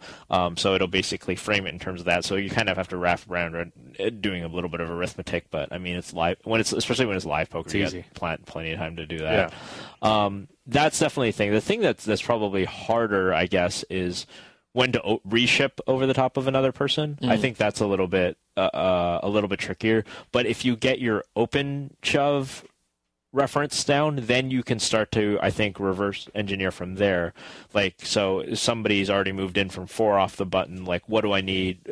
What do I do here with ace jack? Should I reshove for this amount? Mm-hmm. I think that's the best reference on that sort of jammer fold stuff that's probably out there in public. Kill everyone. Kill Lee Nelson. Yeah, that's Lee Final Table Nelson. Lee Final Table Nelson, who I don't even know if he plays poker anymore. He didn't show up at the Aussie Millions, and I remember asking around about it. But yeah, Kill Everyone is the name of the book. Definitely check that out. It's a few years old, but still very, very relevant. Has lots of cool charts in there. Kill Everyone charts are awesome. Because I got into a few situations where I ended up calling off my stack with ace-7, but I was 8 big blinds deep. But every time I did it, I got it. Called off your stack with ace-7? I called it off, yeah, but that doesn't seem right. Yeah, exactly. So that is the calling stuff is different. Yeah, calling it off is always tougher, I think, than shoving. Yeah. That is the Roscoe Report for this week and the show as well. Thanks to Mr. Lance Bradley, editor-in-chief of Bluff Magazine, for joining us. Steve Day, of course, at PokerStars headquarters. Scotty Nguyen. Scotty Nguyen for coming down into studio and stinking up our bathroom. Terrence for being in studio. Thanks. Hopefully we have you here until the World Series, so we're looking forward to that. Roscoe for producing.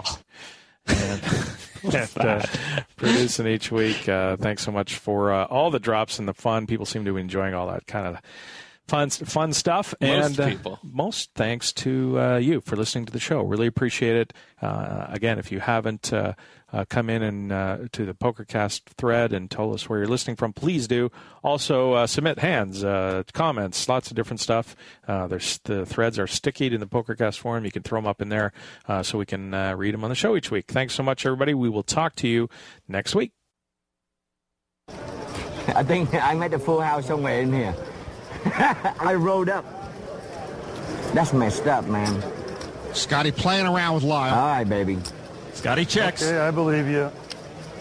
And Bourbon rolled up, baby. Let's heat it up. And a raise from Scotty now. Really? I rolled up. Lyle bet because he thought Scotty had not made a good low yet. Scotty's check raise tells him otherwise. Where's the beer, baby? I tell you, I rolled up and you can't. Rolled up is starting with 3 of a kind. Scotty's lying. It's a whole new game. The whole new ball game now, baby. No, I rolled up. Don't lay hand in hand. No. Lyle does fold. I rolled up. He can't even call it. Good fold from Lyle Berman. He was drawn dead. Thanks for joining us. The 2+2 PokerCast has been presented to you by the PokerStars VIP Club.